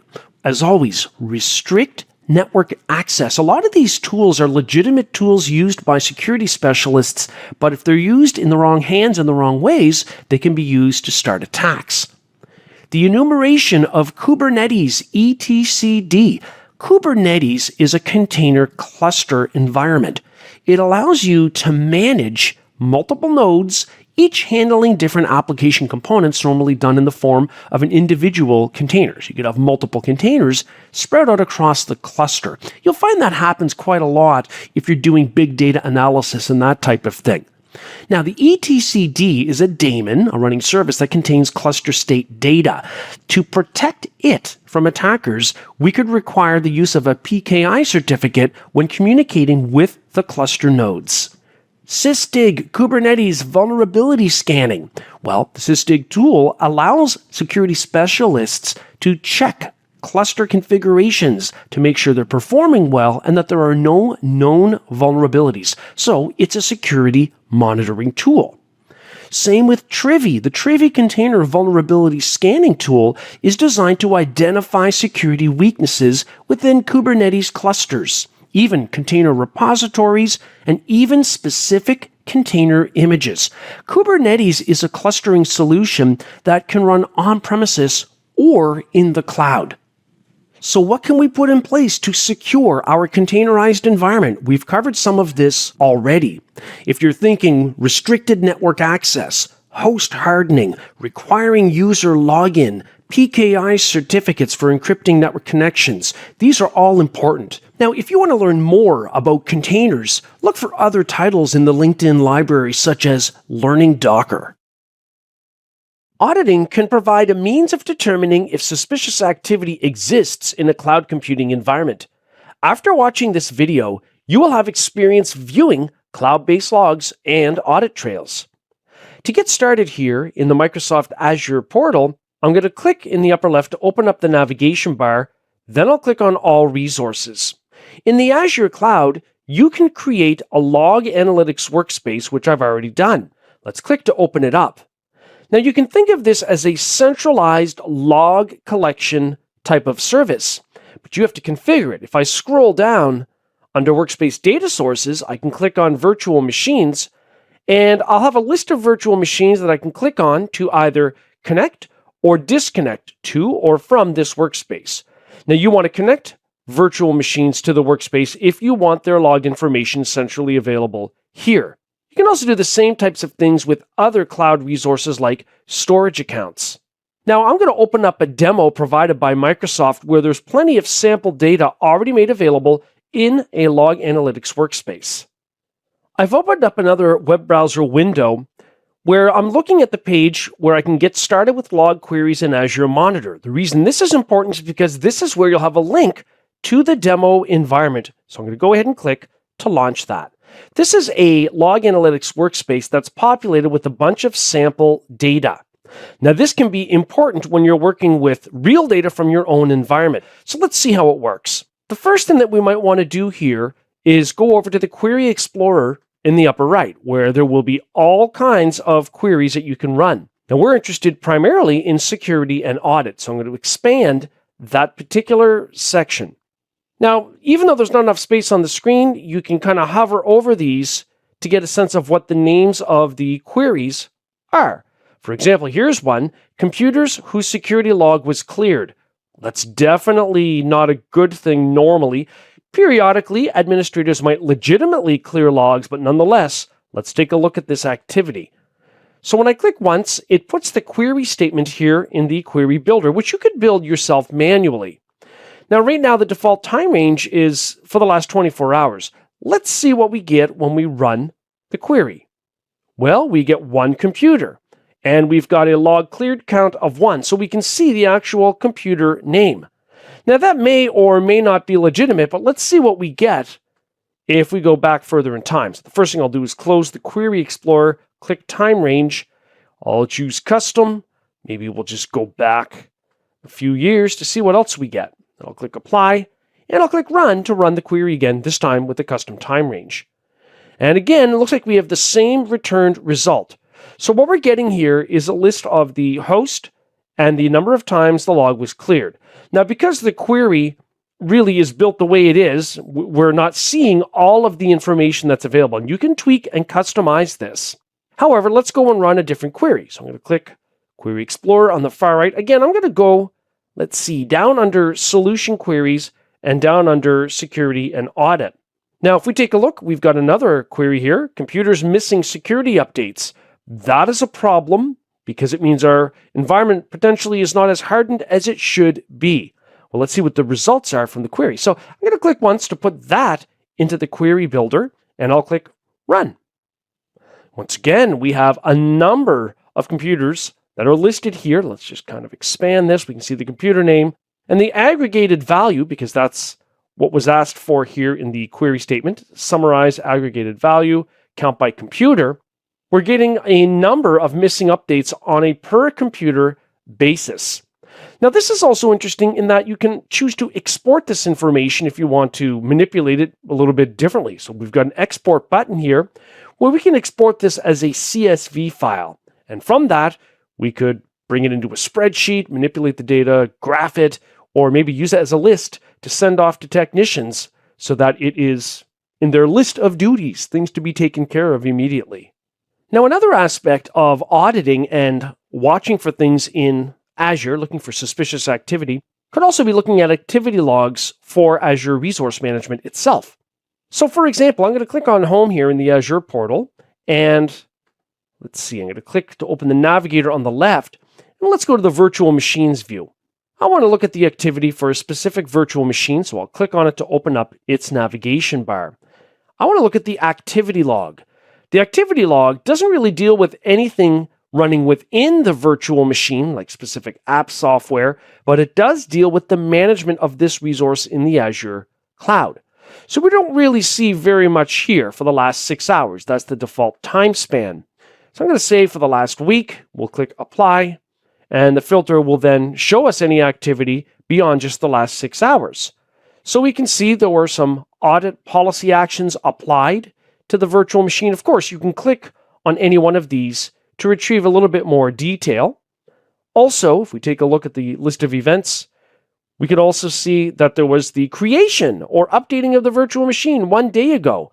We can also see the date and time stamp, as well as the user account that was used to do that. In the cloud, you then have a way that you can easily identify suspicious network and host activity, as well as any potential vulnerabilities in your environment. Timing is crucial in thwarting network attacks. After watching this video, you'll know how to configure alert notifications in Microsoft Azure that could indicate suspicious activity. To get started here in the Azure portal, in the top center search field, I'm going to search for Monitor, and I'm going to select the Monitor service. Now in the Monitor service, over on the left, I'm going to click on Alerts. What we can do is we can click the Manage Actions button, where we can configure notifications. So for example, I'm going to click Add Action Group. Now this action group requires some details to be filled in, notably how we want notifications to occur. So I'm going to call this Notify Admins, and the short name will be the same thing because that's a required field. Now what I want to do is go down and specify the action type. And from the drop-down list, we have all kinds of things that we can do. We can trigger an Azure function. So if developers have built a custom function hosted here in the Azure cloud, we can trigger it to execute as a notification type of mechanism. So presumably, the function would have some kind of notification built in, or it could be some kind of action that is taken to mitigate a potential security threat. We can also select email, SMS, push, voice, which I'm going to do. Now that's going to open up a new configuration window. Let's say I want to send an email message to a group called admins@fake.com. Now at the same time, we can also specify SMS text messages that should be sent to a phone number if we want notification to occur that way, or using Azure App Push notifications. However, all I'm going to do here, I don't want SMS text messages or push notifications or voice messages, just email. Now that we've got that selected and we've got it populated with an email address, I will click OK. Now we have to give a name for that, call that action group email admins, and I'm going to click OK. So we've now created an action group. Now we might have to refresh the screen here after a moment to actually see it displayed. And after a moment, it refreshes itself. So we can see that we've got our Notify Admins action group here. Now, the way that this gets used is in the following manner. Let's click on Monitor Alerts at the top upper left here in the breadcrumb trail. What I want to do is manage alert rules. Any existing alert rules will be shown. Here we've got one that's looking for failure anomalies for a web app. And if we actually click to open it up, we've got the resource, the web app that's being monitored. We can see the condition. Whenever failure anomalies criteria is met, if you're wondering what that means, we can click on it to look at it. It's an abnormal rise, for instance, in the number of HTTP requests that are made to the app that fail. So that could be indicative of some kind of a network flood or a distributed denial of service attack against the app. Down below, we can see the actions. Now, currently, it's getting emailed to Azure Resource Manager roles, but we can actually click Select Action Group and choose what we just created, the Notify Admins action group, which emails an admins group that we've defined. And then we could click Select and then save that. Now you can also build new alert rules. Let's go back to the rules view. I'm going to click New Alert Rule. The first thing to do, of course, is to select a resource. So I can filter here. Let's say I want to filter, I can even type in virt for virtual machines. So I'll choose virtual machines. We can see them shown down here under our subscription and our resource group. So I'm going to select both virtual machines. I could choose one or more. I'll click Done. So we can see that they're listed up here under resource. Now, what is it that we're interested in being alerted about those? Let's say it's high CPU utilization, which could be indicative of some kind of an attack or the machine having been compromised and perhaps being used as a cryptocurrency miner, which is very processor intensive. So down under condition, I'm going to click Add, and I'll just choose percentage CPU it's going to give me a little chart so I can get a sense of how busy the CPU has been recently. Now, recently means by default over the last 6 hours. If I choose over the last 3 days, I can see there was a bit of a spike in activity, but that's still maxed out at approximately 9%. Not very busy.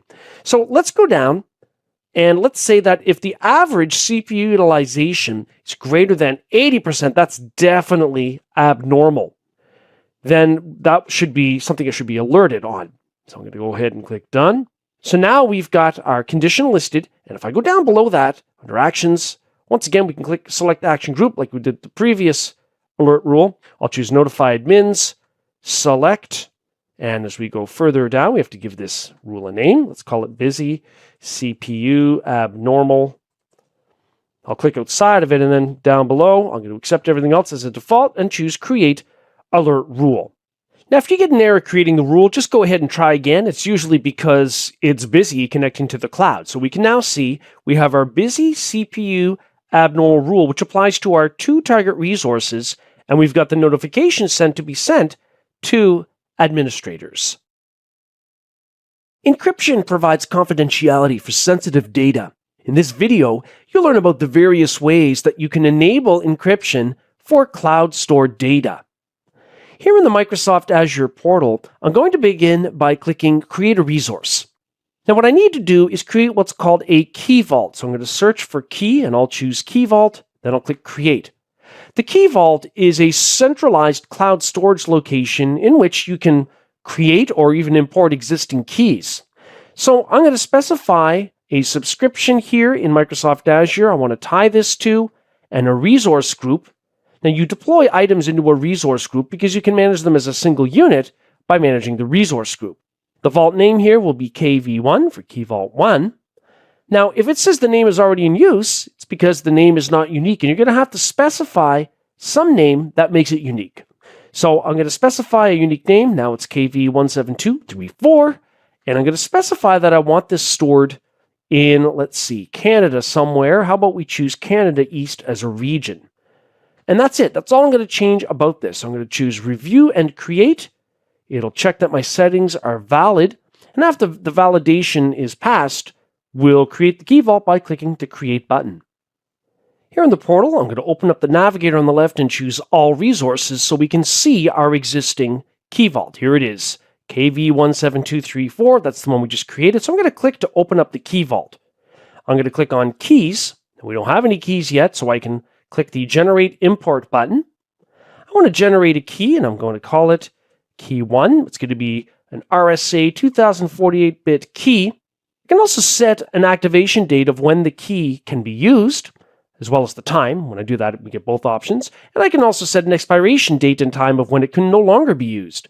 I'm not going to do that. I'm going to make sure the key is enabled, and I'll click Create. So now I want to use this key with an Azure storage account. I want to use my own managed key, which I've just created. So I'm going to click the navigation bar over on the left once again, and I'm going to choose Storage Accounts. At this point, I'm going to open up an existing storage account that I want to enable encryption for. And I'll scroll down in the navigation bar and choose Encryption, and then I'll choose Use Your Own Key. So I get to select it from a key vault. So I'm going to click the Select link under Key Vault, and I'm going to select our newly created key vault, KV17234. Then, within that, I have to click the Select link to choose an encryption key from it. So I'll choose Select. There it is, Key 1. And then I'll choose Save. So what's going to happen here, it says that new data will be encrypted. Existing files will be encrypted retroactively by a background encryption process. So it could take time. HTTPS-enabled web applications use PKI certificates to secure HTTP network connections.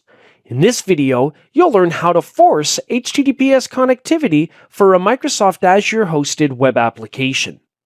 To get started here in the Azure portal, I've already got a web application or app service deployed. It's called Web App Sample 172. If I click on it to open it up, in the overview area of this web app, we'll see the URL over on the right is indeed already using HTTPS, but the problem is that it's using the default name of the web app and the default Microsoft Azure DNS domain suffix of azurewebsites.net. Now, for a public-facing website, you'd probably want your corporate identity in your domain name. Now, it does work. If I click on it, it will open up the sample page for that web app, so it's functional over HTTPS. Problem is the name isn't meaningful and it's not related to a corporate identity. So what we're going to do for starters is scroll down in the navigation bar for the web app, and under settings, we're going to click custom domains.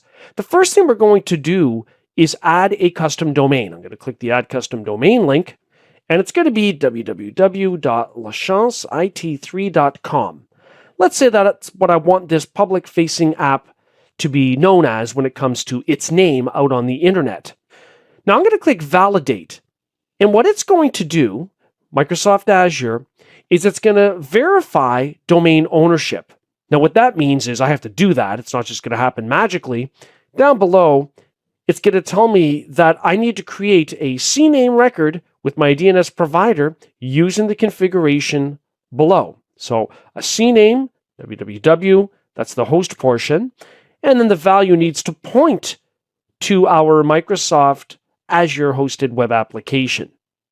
Now I've already got my domain name, in this case, lachanceit3.com, registered externally through an external DNS provider. So I'm now managing my domain name through my external DNS registrar, and down below, I need to make sure I add a CNAME record. So the CNAME is an alias record. Now, essentially, what I want to make sure happens here is that www within my DNS domain, so in this case, lachanceit3.com, I want to make sure that that points to, and then I'll just paste in, the default name used by our web application currently being hosted in Microsoft Azure. So I'm going to go ahead and click Save. And if it doesn't work the first time, just try it again. Sometimes the second time it'll take. We now have our CNAME record for www that points to our sample application. So far, so good. So back here in the Microsoft Azure portal where we were adding our custom domain, I'm going to click Validate. And it now knows that we've proven domain ownership by going and creating that record. Perfect. So that's one part that's been done. Now, if we go back to the overview for our web application, we can see it's still using the old name and not our custom name. Okay, well, one of the things that we have to do is have a PKI certificate, and we add a binding for HTTPS to our custom domain name. So I'm just going to go to our navigation bar icon over here in the upper left. I'm going to go to the All Resources view, because I've got a key vault here named KV1772. A key vault in Azure allows you to work with keys and certificates. Let's click to open it up. And I can see certificates over here on the left. So I'm going to click the Generate Import button. We're not going to import one. We're going to generate one. The certificate is going to be for our custom web app. I'm going to call it Custom Web App 1, a self-signed certificate. And the subject name here, CN for common name, equals www.lachanceit3.com, and I'm also going to enter that for the DNS name, www.lachanceit3.com. That's the public name I want my web app to be known by. I'm going to accept the rest of the defaults and click Create to create the certificate. Okay, so that's happening now. Let's go back into our navigation bar on the left and back to App Services. The App Services view is where we'll see our web application. So I'm going to click on that, scroll down in the navigator to TLS SSL settings. When I do that, I'm going to go to Private Key Certificates. And what I want to do is import one from a vault. So a vault certificate. We just made that in the key vault. So I'm going to choose the key vault here. There it is, KV1772, and the certificate for Custom Web App 1. Perfect. I will select it. It's importing it, making it available here for this web app. So now, if I go to the custom domains view, then we can start working with this. So if it's not showing in the list, you just have to go back in and add it. And I'll just pop in the name here, lachanceit3.com, and I'll click validate again. You just need to make sure that you click the add custom domain button after the domain ownership is proven. And it will be, because we already created the CNAME or the alias record. So add custom domain. When we do that, it'll then show up over here. There it is. It's not secured yet. So I'm going to go ahead and click add binding to the right of it. Now the binding here, I'm going to choose the certificate that we just imported, www.lachance-it3.com, and I'll choose server name indicator or SNI, SSL for the type of connection, and add binding. And after a moment, we'll see we now have a secure binding using our custom domain name with our self-generated certificate. Now, let's go back to the overview of this web app on the left, and notice the URL now reflects HTTPS and our custom domain name. Let's click on it to open it up. Now, it's going to say the site is not secure because that's a self-signed certificate. It's not one that was acquired from a trusted public certificate authority. That's okay. That's expected in this case. I'm going to click Details, go on to the web page, and we are now in. Now, of course, you could import the trusted root key for that certificate authority if you really wanted to have your devices trusted and not have that message appear. But at this point, we've secured a web application using HTTPS with a custom domain name. Now, the last thing we're going to do back here in the Azure portal is just take a quick look here at our TLS and SSL settings, and I want to make sure that HTTPS only is on. I do not want to allow HTTP unencrypted connections for this app. Allowing public access to manage cloud-based virtual machines directly can present unnecessary risk. After watching this video, you'll know how to configure a Jumpbox virtual machine as a single public point for administrative access to cloud-based virtual machines. So to get started here, in the Azure portal, I'm already in the virtual machines view where I already have a virtual machine named WinServe 2019-2. If I click on it to open up its details, we can then click on Networking to check out its network config. What's of interest here is that it has a private IP address of 10.0.0.5, and that's it. It does not have a public IP address. And generally speaking, it's not a great idea for every virtual machine to have a public IP and be directly accessible from the internet. So what we're going to do is deploy a new virtual machine that has both a public and a private IP on this subnet range so that after we authenticate to the Jumpbox, that's the new virtual machine we're going to deploy, we can then in turn from it make a connection to private IP addresses to manage those hosts. Let's get started. So I'm going to go to the virtual machines view and then I'll click add up at the top. Now I can add a virtual machine using any type of operating system image that I'm comfortable with. In this case, it's going to be Windows based. So I'll deploy this virtual machine into an existing resource group named RG1, and I'm going to call this virtual machine Jumpbox.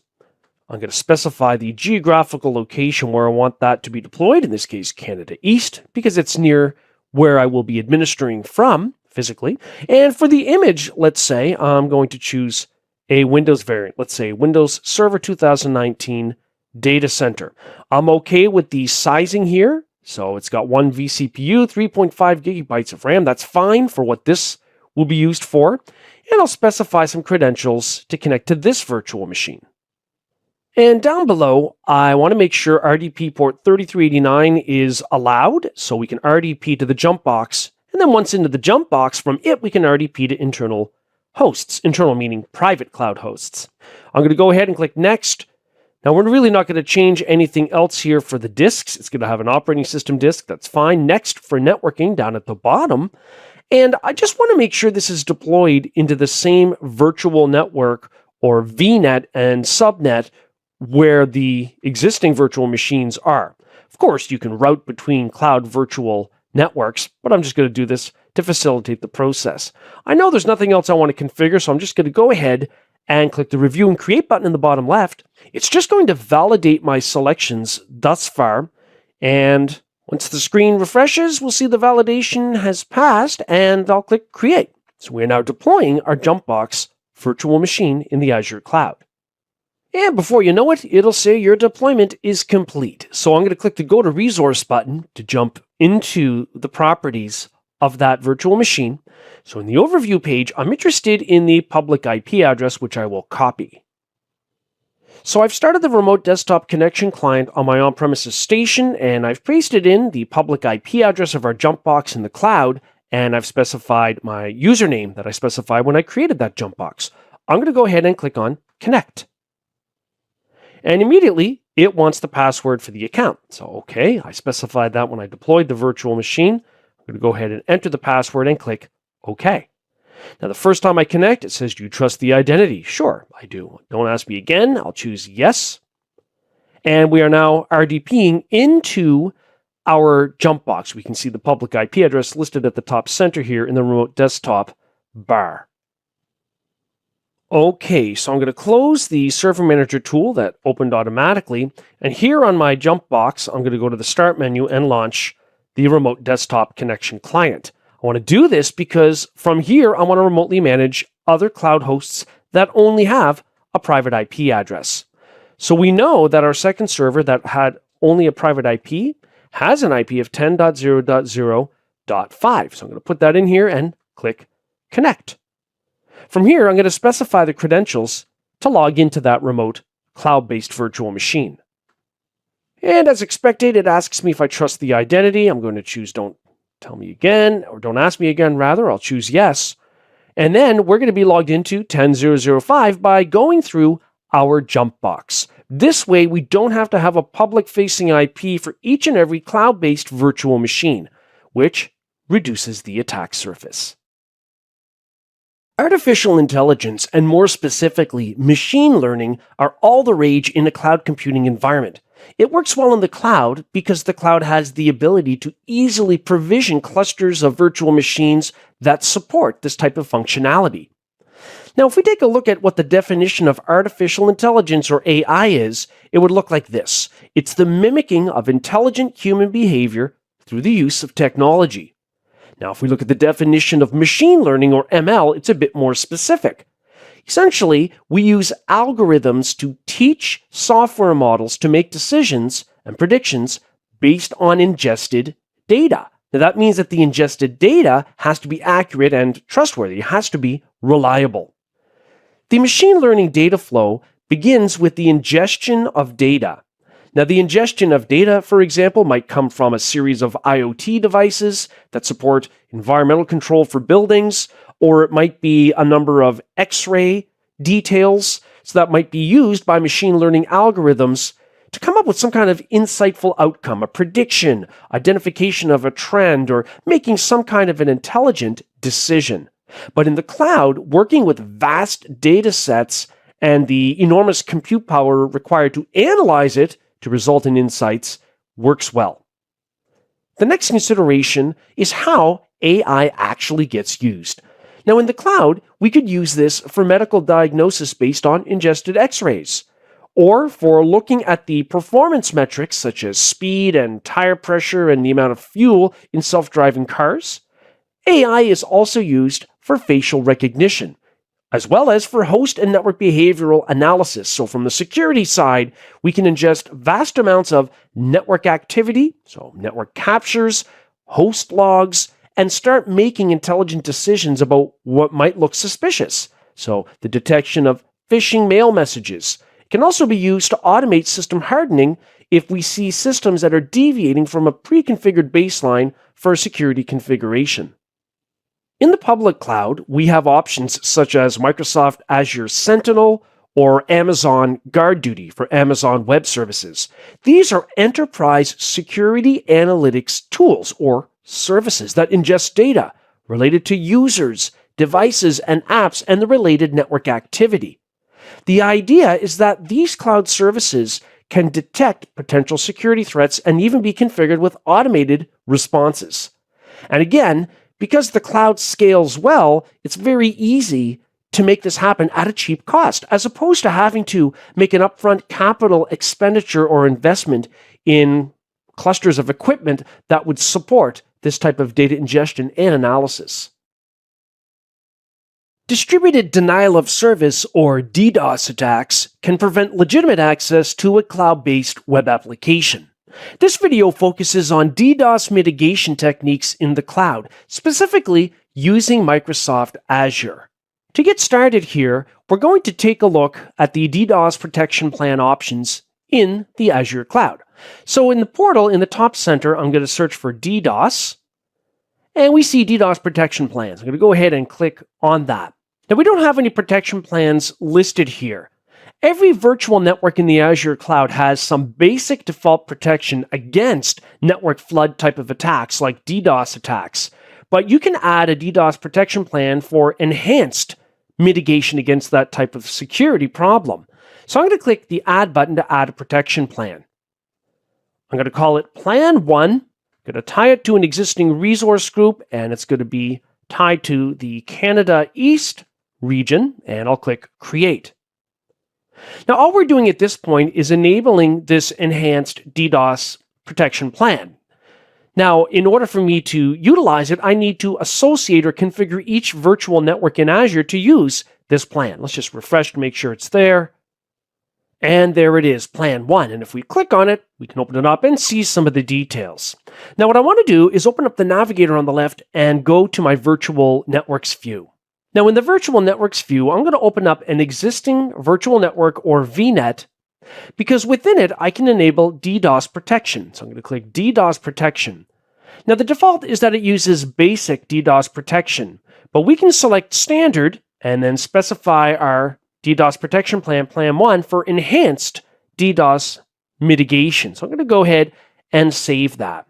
Now, the idea with DDoS protection is to make sure that traffic from multiple bots or infected machine under malicious user control aren't allowed to flood the network or resources on this VNet with useless traffic. Penetration tests identify and attempt to exploit discovered network and host vulnerabilities. In this video, you'll learn about pen testing in the context of cloud computing.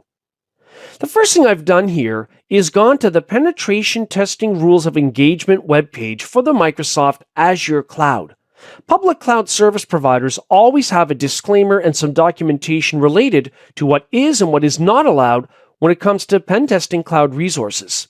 So if I scroll down a little bit and start to read this, we can see the scope that is covered by this document for the purposes of pen testing. So it includes Microsoft Azure services. Now, as I scroll further down, it talks about reporting security issues that you might inadvertently discover related to the Microsoft Cloud Computing Platform. It's not required, but ideally, you would fill out a form and report the security vulnerability to Microsoft. There are links to do that. But further down, you have to be careful about your pen testing. First of all, it says here that as of June 15, 2017, Microsoft no longer requires pre-approval to conduct a penetration test. Well, that's fine if you're an Azure customer, but make sure you look into it if you're using any other type of public cloud provider. Then the rules of engagement. Now, there are prohibited activities, things you cannot do when conducting a pen test in the cloud. The first one should be obvious, really, but sometimes lines can be crossed. We want to be very careful that we don't scan or test anything belonging to other customers. You can only access data that is entirely your own. You cannot perform any kind of denial of service testing. So if you want to test your app's resiliency against denial of service attacks, you won't be able to do it here. It's not allowed. So it's important to make sure that you are well versed in the pen testing rules of engagement for your cloud provider.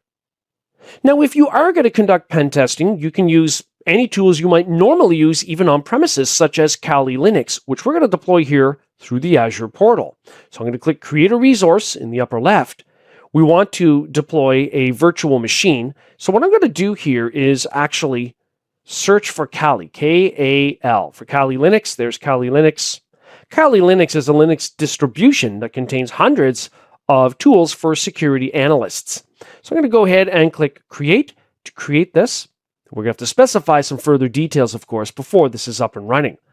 So I'm going to deploy this into an existing resource group in Azure, and I'm going to call this Kali. That's the name of the virtual machine as it will appear here in the Cloud GUI.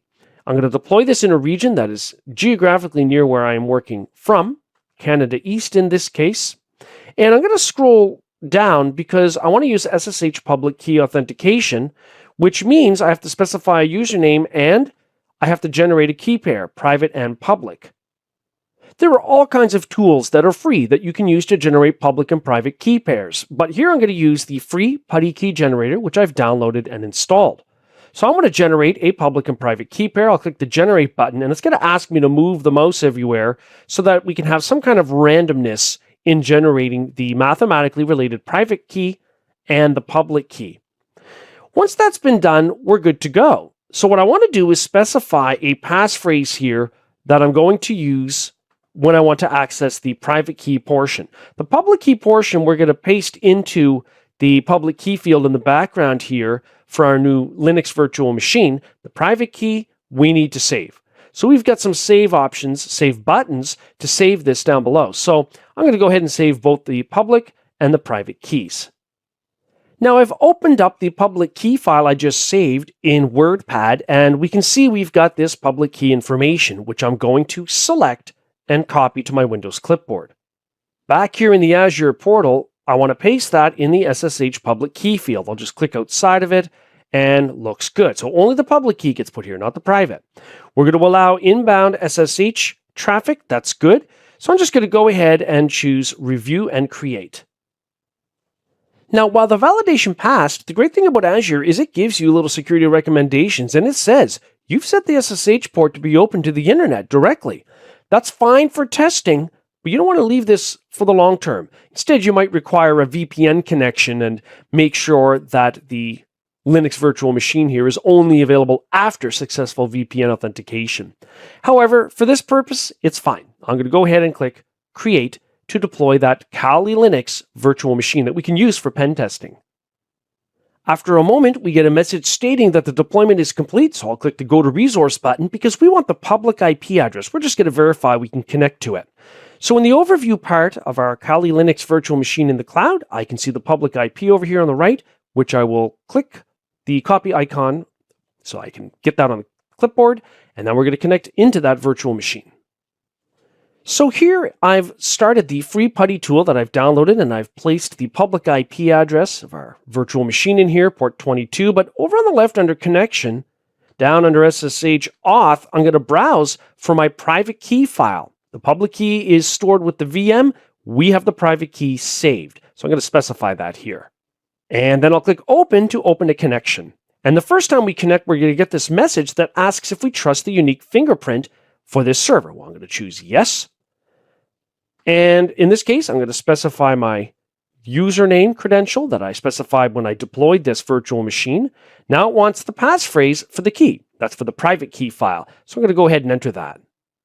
And then after a moment, I'm in. So if I type clear, we can see that I am at the command prompt in Kali Linux, and we are now ready to use any of the available tools that we might want to use. For example, using the Hydra brute force tool. Here we can see the help screens for it. So we're ready to begin our pen testing in alignment with what's allowed with our cloud provider. Controlling resource access in the cloud is similar to how you would do it with an on-premises network.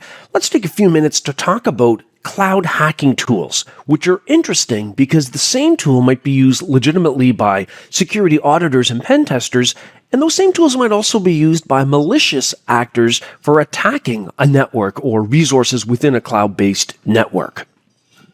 The January 3rd, 2020 article in Forbes magazine includes a very interesting quote from Martin Giles, stating that nation-state hackers are now the biggest threat to cloud security. Why is this relevant? Well, because no longer are we limited to potential attacks from teenagers living in their parents' basement, working on their computers and using hacking tools. Now we are talking about potentially hostile nations that have very deep pockets that are funding some of these types of attacks. So it means we really need to be on our guard, and we really need to secure resources carefully, especially when it comes to the use of cloud computing. The first thing we'll get into here is network sniffing. Now, if you've worked in network computing environments for years and years and years, this is old news. You have the ability to capture network traffic on a wired or a wireless network, given that you are positioned on that network in a place where you can see the traffic going by, so to speak, and that you have the right tools and you know how to use them. So what's great about this is that you can capture traffic and it can be saved into a file and analyzed at any time in the future. There are even online resources where you can upload your capture files and have them perform a detailed analysis. And this can be used to track network activity to make sure it's legitimate, to look at network performance indicators, and of course, it can also be used by attackers to try to learn about what's going on the network, perhaps even see things that aren't encrypted being transmitted. Now, there are many tools that can be used for network sniffing, things like Wireshark, TCP dump, which is a built-in command in many Linux distributions, Network Miner, even in the cloud, the Azure Network Watcher tool for network monitoring can be used. Here I'm using the free open source Wireshark tool. I've downloaded and installed it, and I have a packet captured on a network. Now, when you view an individual packet capture, it shows up as one row here in Wireshark. And when you select it, in the center part of the screen, you can break down all of the different parts or headers of that transmission. For example, the Ethernet 2 header has source and destination hardware or MAC address information. We have the Internet Protocol or IP version 4 header, which includes many fields, but it also includes things like the source and destination IP addresses. And in this particular case, we've got a TCP header, Transmission Control Protocol with port information, and so on. Now, as I browse through a packet capture, what's interesting is if I suspect that I might have some traffic here that is not potentially encrypted, for example, HTTP traffic, if I were to select that transmission, and here in Wireshark, go up to the Analyze menu, and then go all the way down to Follow TCP Stream, it puts it all together in a digestible form, meaning that I have the potential of seeing what the username and password are. For example, a username here of beef and a password of beef. Now, this is easy to spot because the traffic has not been encrypted. So the lesson here is not only should we be encrypting sensitive data that's stored, data at rest, but also data in transit being sent over a network. Some other common attacks we should be aware of, and this one is related primarily to a web app, is a server-side request forgery, otherwise called an SSRF. The way this works is that in step 1, a malicious user would send a modified URL to a web application. They have to know how to send that URL to take advantage of a vulnerability in the server-side app. So because the traffic looks like legitimate traffic, such as HTTP or HTTPS traffic, the app takes in that URL request. But this is where the vulnerability really resides, in that the app doesn't properly validate the URL. It simply follows the instructions in the URL, such as to fetch a resource from another location, like a URL on an internal server on an internal network. And so attackers can then use that vulnerable server essentially as a proxy or a jump server that they use to go through to get to internal resources. The requests to internal servers would appear to have come from the vulnerable server, which in fact they would have. So software developers need to adhere to secure coding guidelines to treat all supplied user data as untrusted and then to validate it to make sure it is legitimate. Now, there are a number of different cloud hacking techniques and tools. Let's take a look at a couple of them here. Google Cloud Platform GCP Bucket Brute, and also the AWS S3 Bucket Exploitation Tool. These are tools that are designed to attack cloud-based storage. A cloud-based bucket is a storage location for files. So these are designed to scan storage buckets to determine how accessible they are. For example, in AWS, you can set an S3 to be publicly accessible. And what that means is that people don't have to authenticate to get to the contents. And so attackers can use tools to scan for these things, looking for these types of potential weaknesses. The AWS Pwn tool, PWN. This is actually a suite or a collection of hacking tools for specifically getting into AWS environments, such as restarting EC2 instances, which are virtual machines, but having them restart with custom injected user code, which of course would be malicious in this context. It also contains tools that are designed to remove the attacker's tracks, remove audit trail events that are related to security compromises. There's Dumpster Diver, which is a tool that's used to scan files looking for security keys. What are security keys? Well, let's say in the context of AWS, each user can have their own unique set of security keys that will allow programmatic access to some or all aspects of AWS resources. And so this tool would normally be used when a cloud technician's computer or device has been compromised. Other examples of cloud hacking tools would include CloudGoat 2. What this is an intentionally vulnerable AWS environment that's designed for testing purposes. So for security technicians to practice how attackers might use certain techniques to break into cloud-based accounts like AWS accounts and go through the resources. Then there's Pacu, which is another AWS vulnerability scanning or testing toolkit. This one is open source. And we also have Nimbo Stratus. This one, again, is related to AWS. It's designed as a vulnerability scanner to detect any security misconfigurations, such as EC2 instances or virtual machines, which might allow some of their data, their metadata, so data about the virtual machine and its configuration, to be downloaded. The idea being that the more that attackers know, the more that they can use that information to potentially break in. So think about your cloud environment. What do you have running? Which platform is it running on?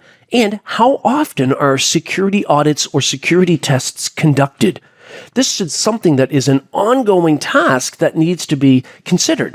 And also, not only running things like security audits, but viewing the report findings and putting recommendations into effect to further harden the cloud environment. Okay, so at this point, we've covered a lot of cloud security potential vulnerabilities and how you might mitigate their impacts. Let's focus now on cloud security best practices. As we're going through this discussion, I'd like you to think about how your organization is using cloud computing services and how some of the things that we will be talking about could apply in terms of hardening those cloud services. Let's start with the Cloud Access Security Broker, CASB, otherwise just pronounced CASB. What is a CASB? Well, its purpose is to control access to cloud resources. Now, that's a pretty big umbrella statement, so what does that really mean? Well, it can mean data loss prevention. In other words, we want to make sure we limit data exfiltration possibilities, sensitive data being taken out of the organization, such as from cloud services like databases or storage buckets. Cloud governance, which means that we want to make sure the use of cloud IT services adheres to the appropriate regulations, laws, data privacy standards. You can go to a public cloud provider's webpage documentation for their site and read up on their compliance with regulations like GDPR for the European Union or PCI DSS for credit and debit cards.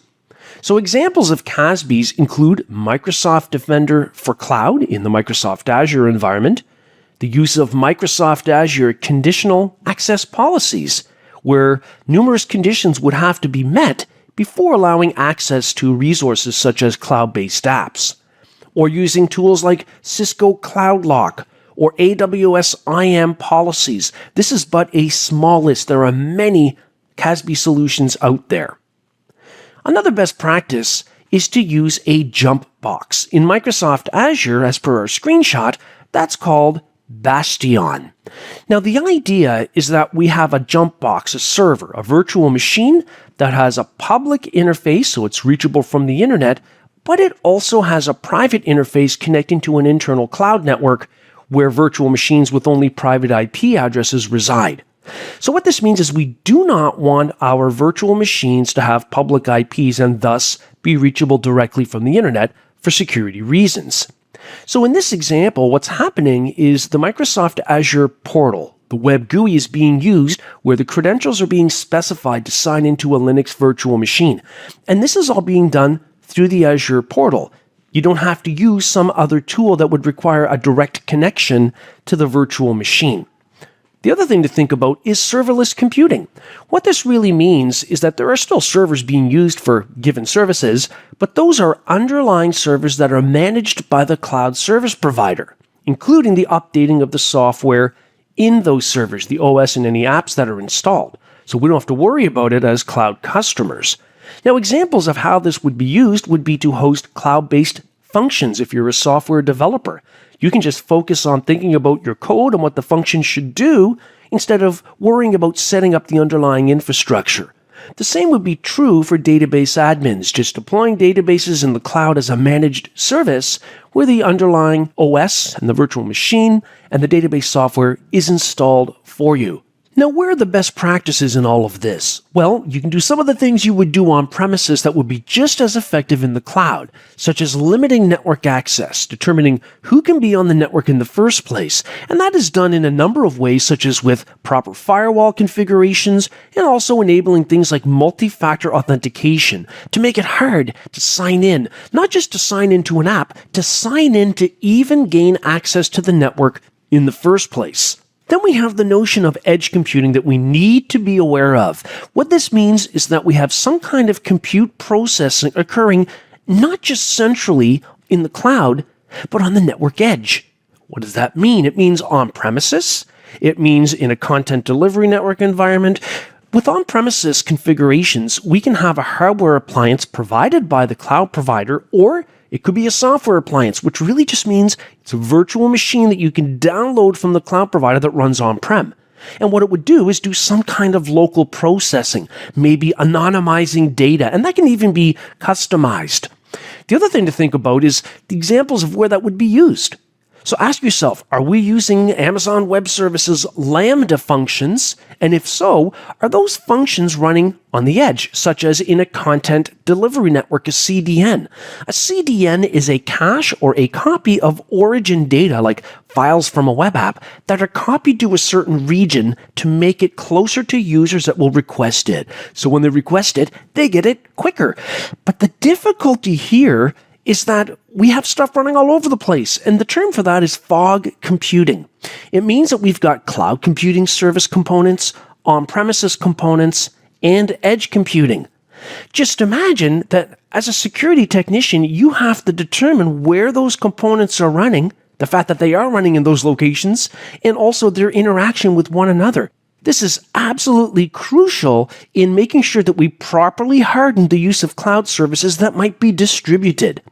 Now, we've already talked about application containers, so what can we take away from this in terms of security? Well, it might seem obvious, but it's always important. Harden the underlying host server where you're running your application containers. Make sure you apply software updates and limit who can gain access to that host. Use only trusted container images from trusted locations, which might be a private image repository hosted by your organization. You would have to know if that's being used. So it's something you should add to your list. What do I need to check to see that we are using it in a secured way? The next thing to think about is setting resource limits for each container. We do not want application containers to have full reign over the host they're running on, including using all resources like CPU processing and RAM. So do not run containers with the dash privileged flag. There would be very few cases where you would want to do that. So generally, we do not want to do that. Configure containers to run as unprivileged users. When you're running stuff on a machine, background services, you can determine an identity under which they are running, and that identity should have limited permissions, only the permissions required to run properly. Consider disabling inter-container communication where it makes sense. Doesn't always make sense, because you might have an app consisting of multiple containers that talk to one another. But you would have to have knowledge of that configuration to make that kind of decision properly. Finally, you should consider using security profiles to control what application containers can do. You can do this using things like Security Enhanced or SE Linux, or software products like AppArmor.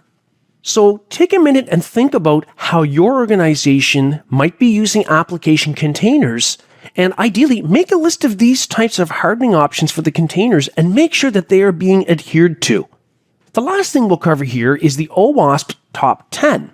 And the OWASP Top 10 lists the top 10 security vulnerabilities for web apps. So for example, item 1 is broken access control. Item 2 is cryptographic failures. We're not going to go through the entire list in detail because there are other LinkedIn library courses that focus on web application security as well as the OWASP Top 10. But it's important to be aware of it. Whether the web app runs on-premises or in the cloud makes no difference.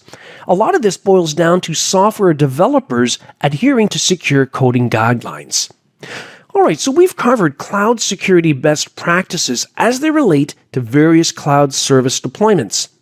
Now, the last thing I'll leave you with here is why not take a minute or two and consider which services your organization is using in the cloud, but the key here is to make a list of those services that need to be secured. Ideally, you will have an inventory, even an automated solution that generates an inventory of cloud service deployments. After having gained some knowledge about securing the cloud from a certified ethical hacker perspective, what's next? Well, the next thing to consider is to track cloud provider security updates. So if your cloud provider is Amazon Web Services or Google Cloud Platform or Microsoft Azure, make sure to check constantly to see if there are any updates or improvements from a security perspective to existing cloud services. This also means adhering to security best practices for each cloud service. You should then enable the secure use of cloud services that provide business value.